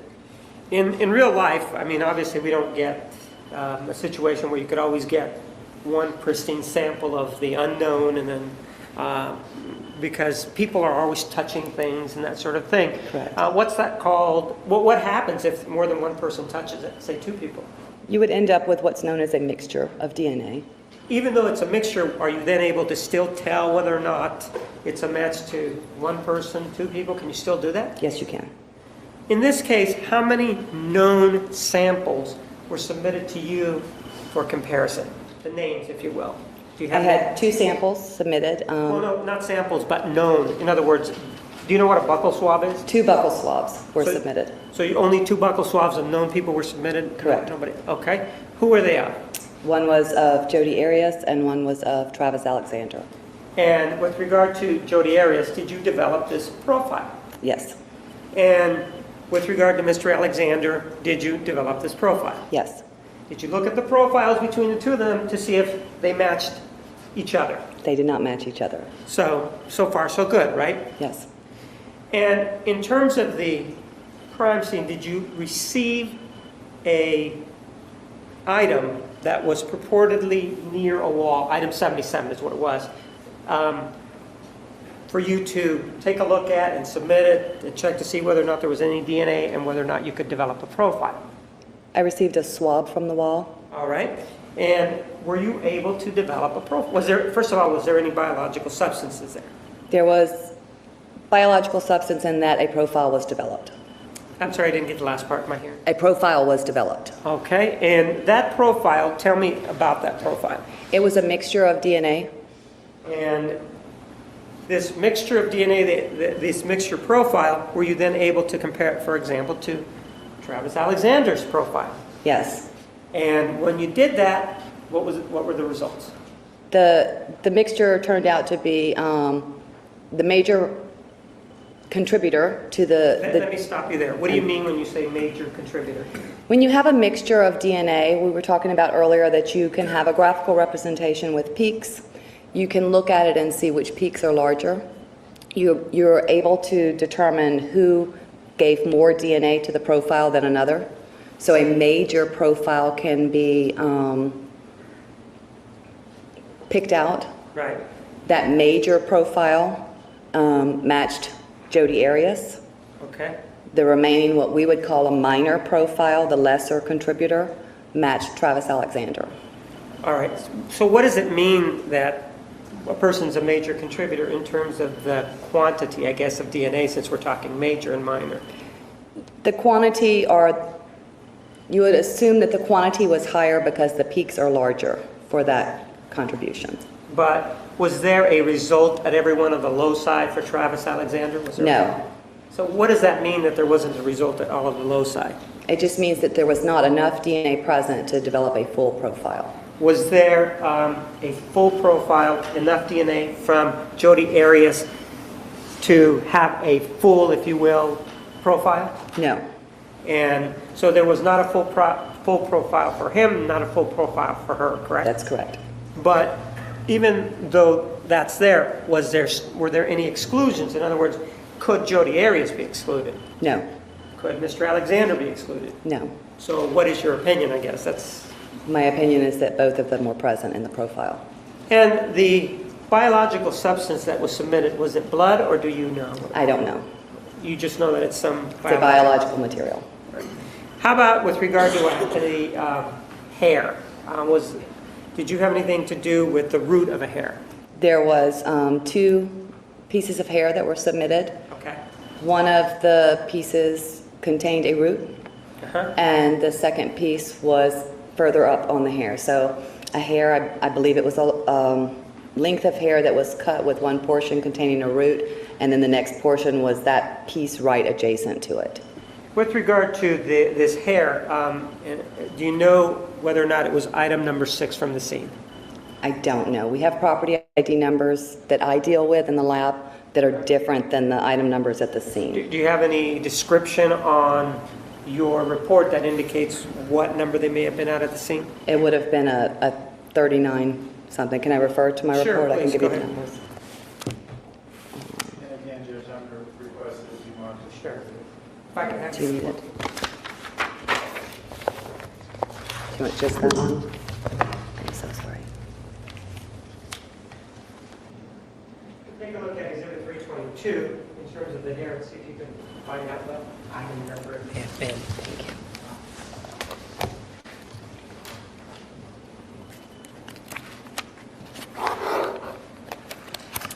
That would be item number 392692-A. But you don't know what item number it was out at the scene then? I do not, I'm sorry. But you did do a hair, right? Yes. And in terms of the actual hair part, not the root, were you able to get a result?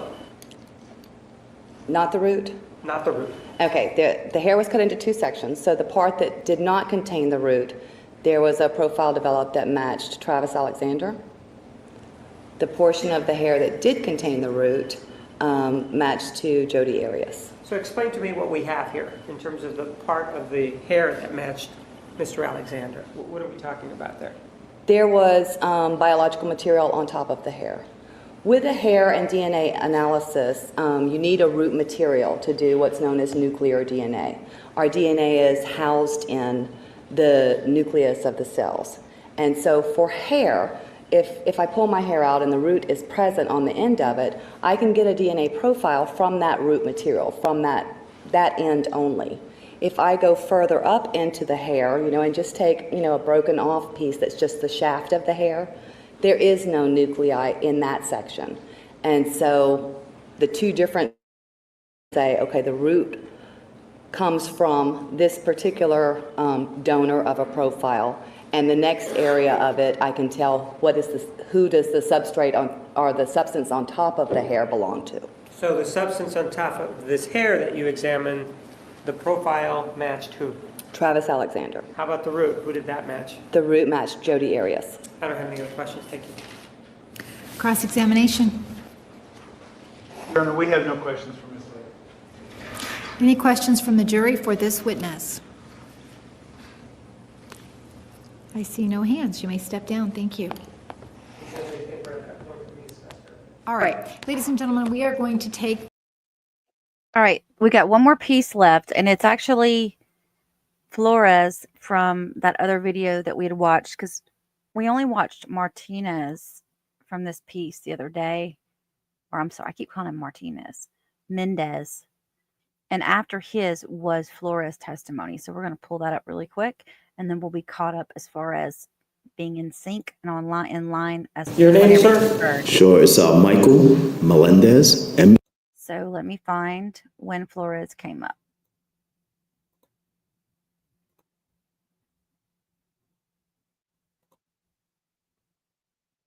Bear with me. And of course, this is going to be, you know, Jody.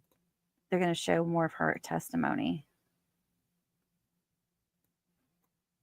It's like right here somewhere. Hang on. It's so hard to find stuff with the way this pops up on the screen.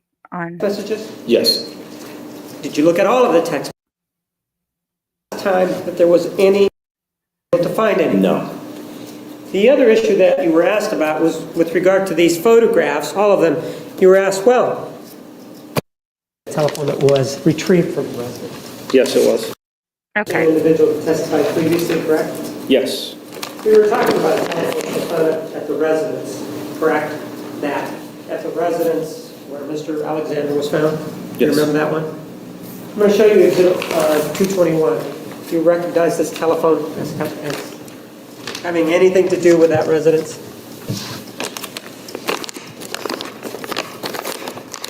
Yes. And is that the telephone that was retrieved from the residence? Yes, it was. I move for the admission of exhibit 221. Did you say 221 or 321? 221. 221.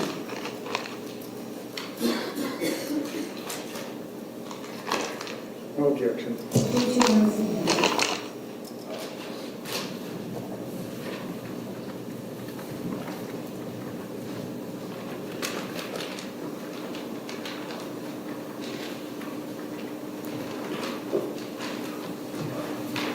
Let's just look at it, see what it looks like without taking it out when it's contained.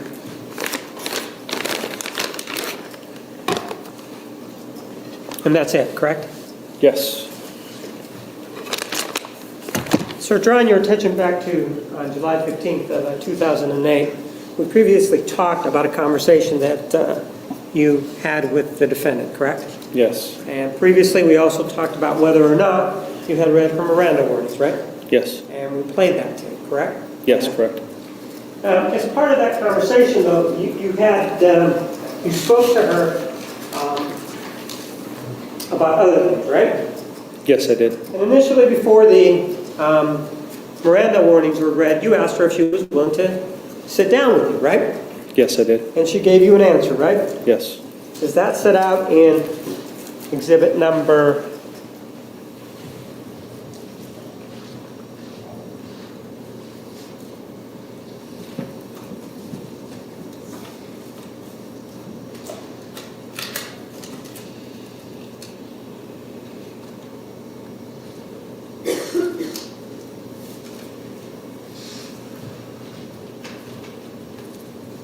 348? Yes.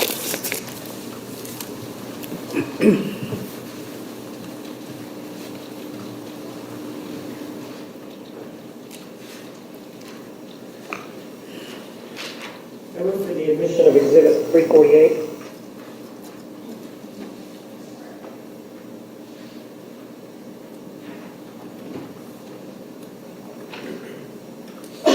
Objection. 348 is admitted.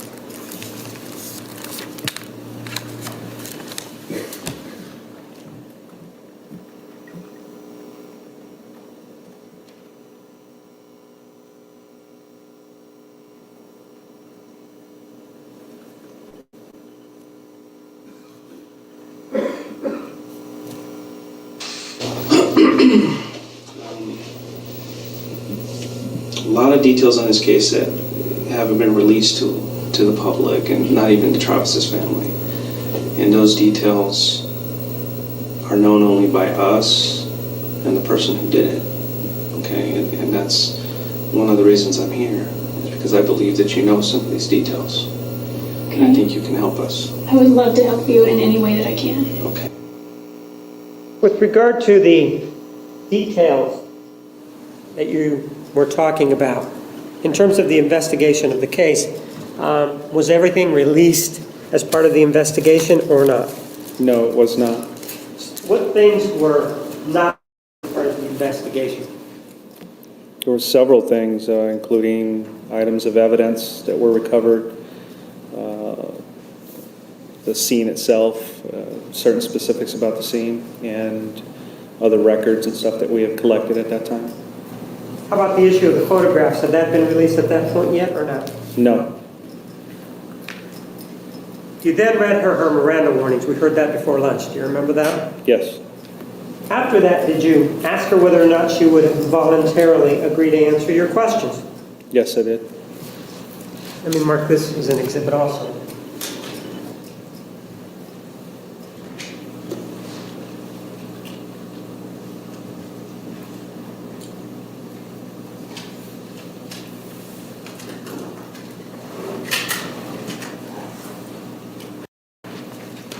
And does this talk about whether or not she will voluntarily answer your questions even after you have admonished her of the Miranda warning? And that's 349. Yes.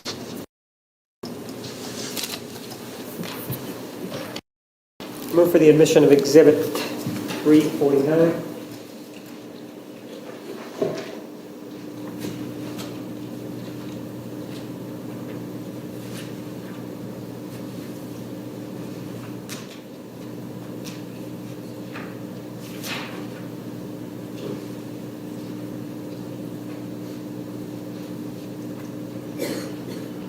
No objection.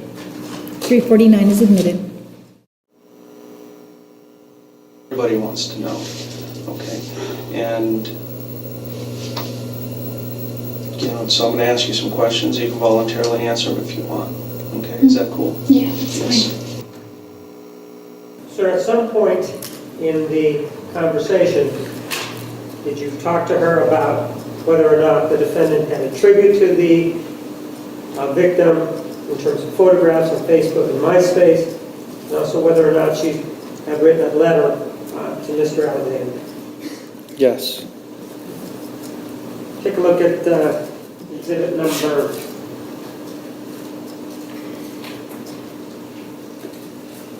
350. Is that where, is this exhibit where she talks about that issue? Yes.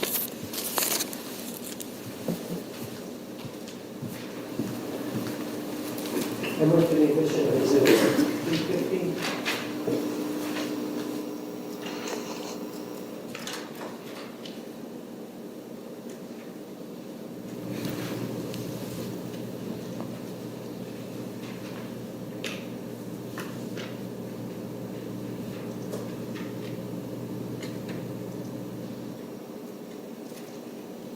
No objection. 350 is admitted. Yeah.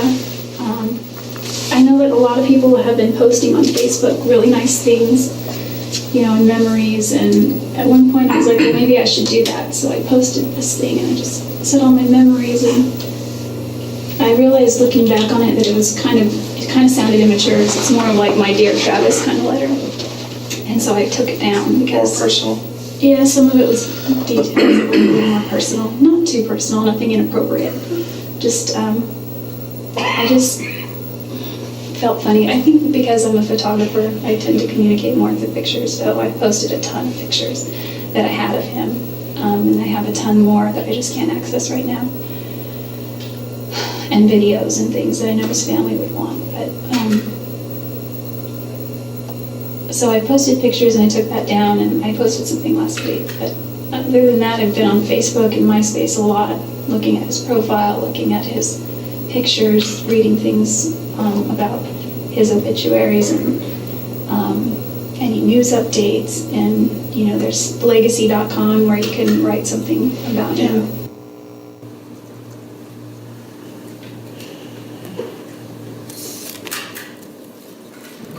As part of this conversation that you had with her again on July 15th, did you then talk to her about her move to Mesa and where she went and where she moved and how it was that she found her place? Yes, I did.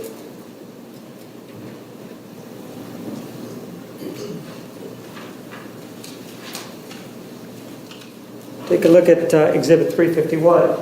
Is that set out in this exhibit? Yes. Move for the admission of Exhibit 351.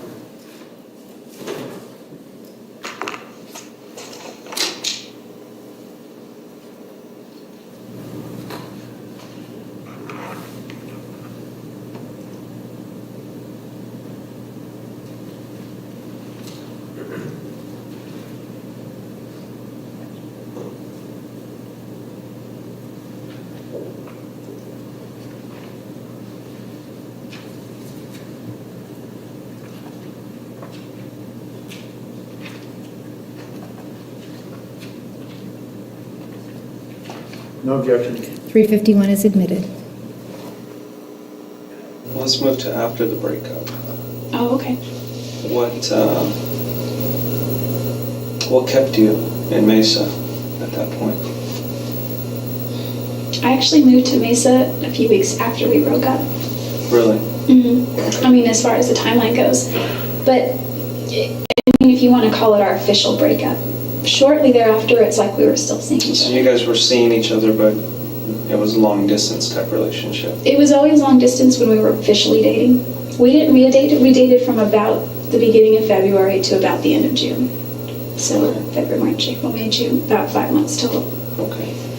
In June of 2007, you guys broke up, and then June you moved to 29th. Mesa.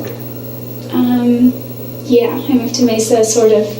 Most people, when they break up, they kind of go their I own know, way. and plans were already in order for me to move there. I was already speaking with a friend who was, was going to be her roommate, and I was her roommate for a short time. She's kind of flighty. She's a great girl, though. I had talked to Travis about maybe going to Southern California instead. And he's really persuasive. He persuaded you to stay there in Mesa. He kind of was playing up all the advantages if I did come to Mesa. And if I did, he said, it's a great place. We could still see each other and hang out on occasion. This church is very strong. You'll make a lot of friends. And I already knew all this stuff prior because we talked about that. And so I went ahead and just made the move. It sounded at the time like a good idea. And you guys continued to kind of see each other at that time? Yeah, at the time I was sort of living more across town over by Greenfield. Do you know where that is? Yeah. It was at Greenfield near Broadway. Greenfield and Broadway were the nearest cross streets. And that's where the girl that I was originally talking with, I moved in with her. Yeah, it's kind of far from Travis. Yeah. The thing about her, and just to give you a background of why I moved suddenly, she approached me the weekend after I got there and said, hey, she knocked on my door, can I talk to you for a second? I said, sure. And she moved in with her boyfriend, and they were engaged. Okay. And she said, hey, I just wanted to let you know that Scott and I went to Vegas last weekend to tie the knot. And I was like, really? And she's like, yeah, we haven't told anyone, but we didn't want to live in sin. So we're going to, and she had already been sealed in the temple once and was waiting for her cancel. Or Her sealing to be to be canceled. So they were going to have a civil wedding on a beach in Oregon. And they did that the following weekend. She told me that on a Monday or Tuesday, it was the beginning of the week. And she said, the reason I'm telling you that is because I'm getting married this weekend and I have to go out of town a few days ahead of Scott, make arrangements. And now that he's a married man, we don't feel it's right that you be here in the house. She's all I don't want to inconvenience you. Is there any way you could stay with somebody else or just find another place? At the time, I was waiting on a house in Gilbert because I already knew they were getting married, so I was kind of looking anyway. And there was a great girl named Brenda, and she was waiting on her keys for the mortgage to go through, and it was a great ward, it was a great house, and it was brand new. Construction and all that, it was really nice. But she didn't get her keys for months and months. I think she's in the house now, but I don't know, I haven't talked to her. So I scrambled. I went to the Institute, I wrote down a bunch of phone numbers, I called them all, a lot of them, I got voicemails. One girl that answered, her name was Tiffany, and she knew Travis, and she was at his services in Arizona and as well, and we've just remained friends sort of like on MySpace and Facebook and that kind of thing. But she said, hey, sorry, that's an outdated posting, I forgot to take it down, but go to this website. So ldshousing.net, I went there. I made 3 phone calls for the places that were within my price range. I didn't think to look where they were. The one girl that called me back, her name was Shannon Darracott. She said, here's my place, here's the directions, go ahead and go out and come see the house. It was available, so we did. No, go ahead. You have to get that? No. Okay. So I moved out there, and when Travis found out it was so close to him, he freaked out about it. And I made sure to check that it wasn't, that we wouldn't be in the same ward. And it was within his ward boundaries, but it was also within another singles ward boundary. So of course I'm gonna go the other one, because it would just be kind of weird. I mean, I didn't know about him and Lisa at first.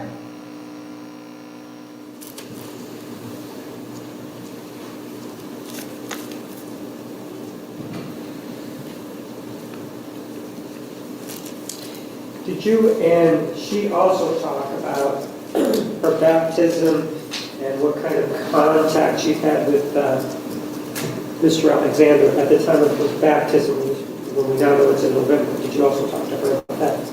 Yes.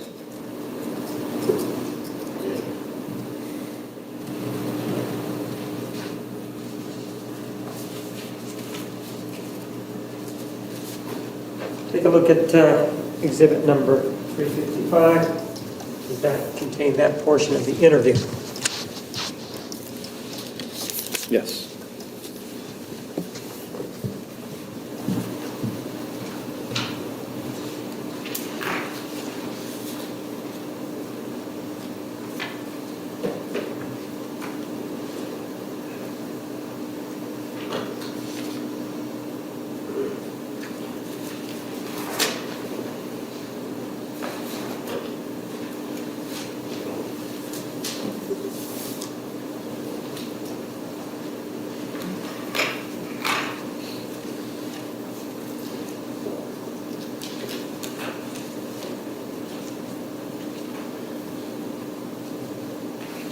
No objection. Exhibit 355 is admitted.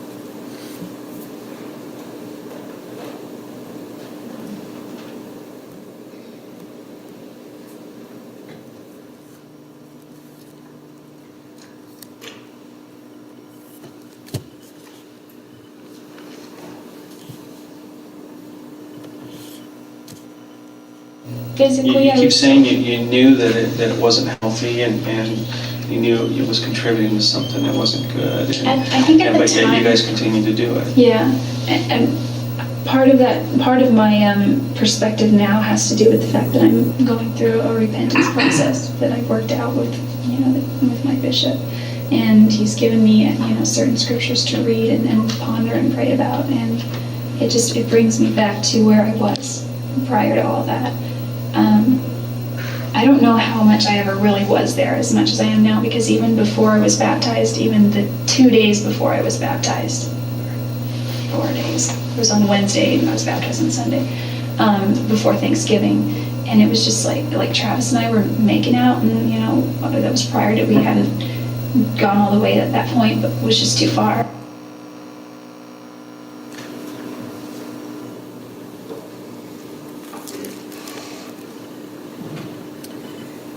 Did you also talk to her about the events involving her travels on June 2nd, 3rd, and 4th? Yes, I did.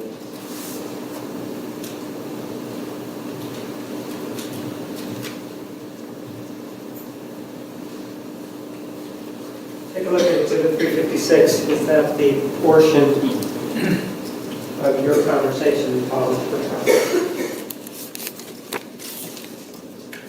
Yes.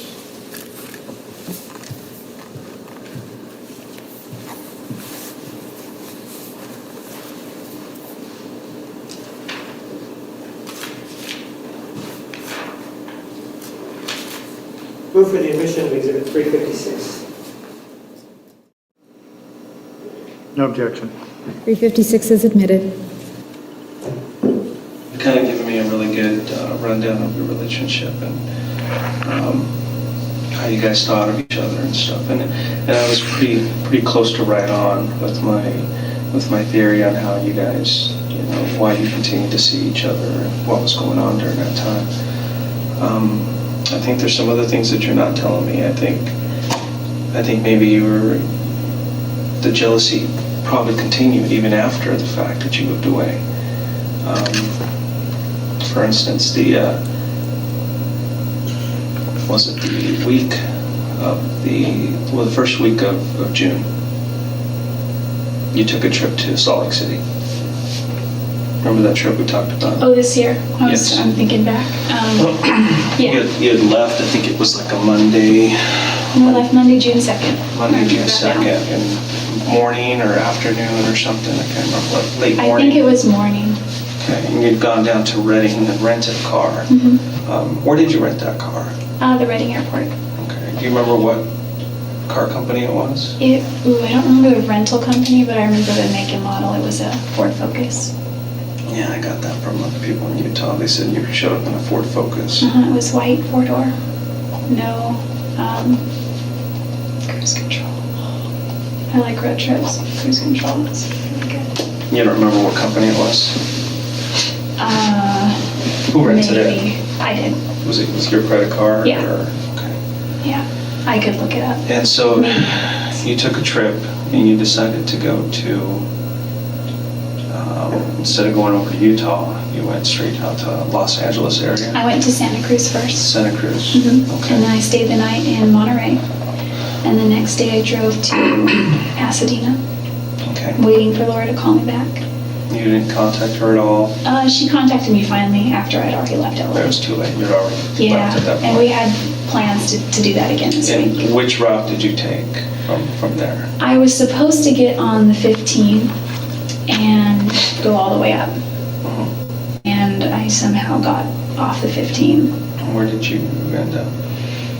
For a while I was lost, and I'm not above sleeping in the car, so I slept for a while. Okay. I'm a heavy sleeper and I sleep a lot, so. But you were on the 15 for a while, and you ended up getting off the 15 somewhere. Yeah, I looked at a map, and I'm pretty sure I know where I went.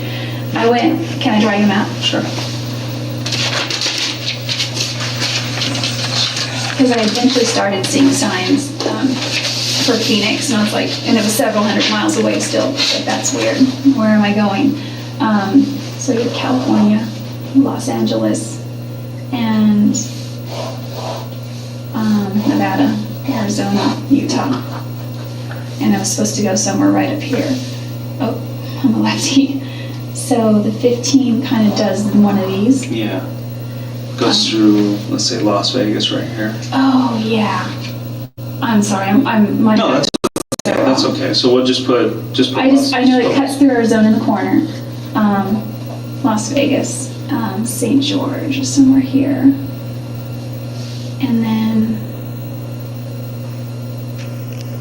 the 40 runs somewhere this way, because somehow I ended up on the 40. And when I saw the 40, I'm like, the only thing I associate with the 40 is Flagstaff, and Flagstaff is somewhere north of Utah. I mean, northern Arizona. And so, and I was going east, and I was like, what's going on here? I wasn't going the right way. And so I've had, for the last 2 years, I've had a car that has a GPS system in it. It's really good, and I think it hasn't served me as far as getting a sense of direction. When I moved to Palm Desert, Yeah, you kind of rely on it a little too much. too much. In fact, when I moved in with the last place I lived in Arizona, I did not know how close it was to Travis. I didn't realize. I have a very bad sense of direction, and it wasn't until I used my GPS the whole time I was there, pretty much, just to find things. Anyway, so I got back.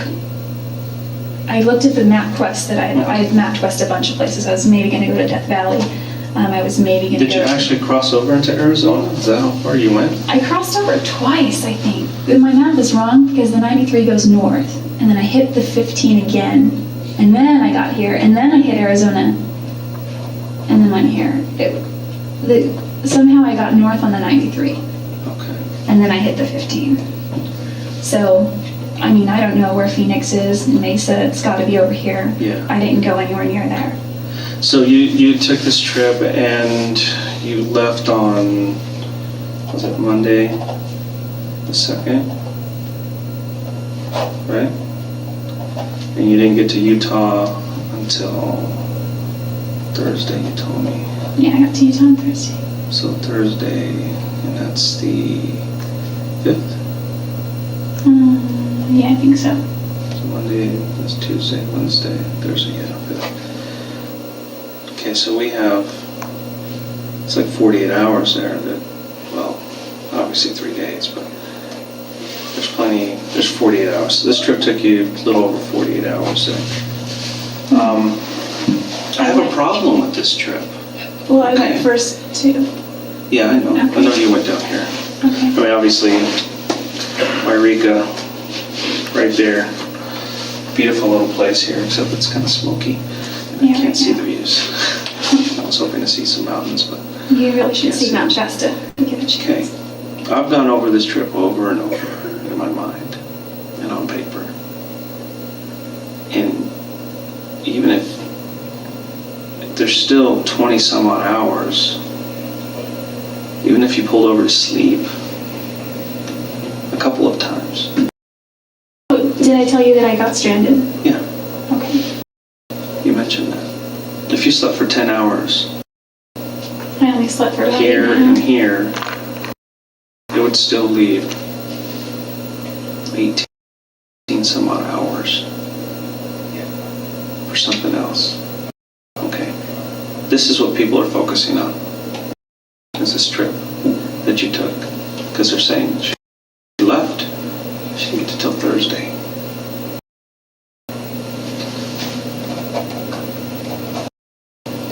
Wednesday? That's when Travis was killed.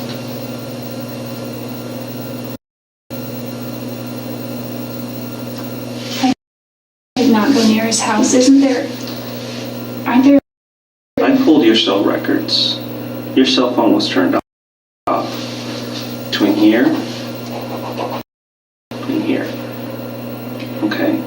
But the last place it pulled it was here. The next place it turned on was here. What does that show me? Oh, well, I began. Oh, no. Is there plenty of time for you to do that? Yes. And do I believe that you had come to visit Travis? Yes. I truly believe it. Did you have the opportunity? Yes. You were traveling alone. There's no other witnesses. Your phone just happened to turn off from here to here. Well, I didn't turn it off physically, but it died. And then it magically, you found your charger here? It was packed under the seat of the passenger side. Why this happened? Why your phone turns off here, outside of Los Angeles? What city is that? Because I got towards, as far as There's no cities, there's towers. Oh, okay. Well, There's towers dotted all over this place. Yeah. One tower hit here, the other tower here on the 93. There is no way somebody can get on that 15 and magically get on that 93. Because that 15 goes right through Las Vegas, right there. It continues this way. It never goes through Arizona again. I got off before Las Vegas. Okay. I didn't get that The close. 15, you'd have to go to Las Vegas and then come down south, go through Boulder City. I went through Boulder City going north. Did you cross over the I know. dam? You didn't think that was odd? You were crossing it over Arizona? Well, after I figured out it was lost by then, and I found the 93 and then found my way back to the 15. And this tower here, it's not just over the border in Arizona, it's quite a distance inside of Arizona that it hit. Because there's a mountain range all along here. And if you're on this side of the mountain range, pretty good distance, that signal's not going to hit Utah or Nevada or California. It's only going to hit Arizona. Well, I had somehow gotten off the 15 and got onto the 40. Is what happened. Well, the only way you can get on the 40 is if after you cross the bridge or the dam. I think I got on the 40 in California. From the 15. Well, because I actually began to drive at 10 West. But you see what I'm saying? The confusion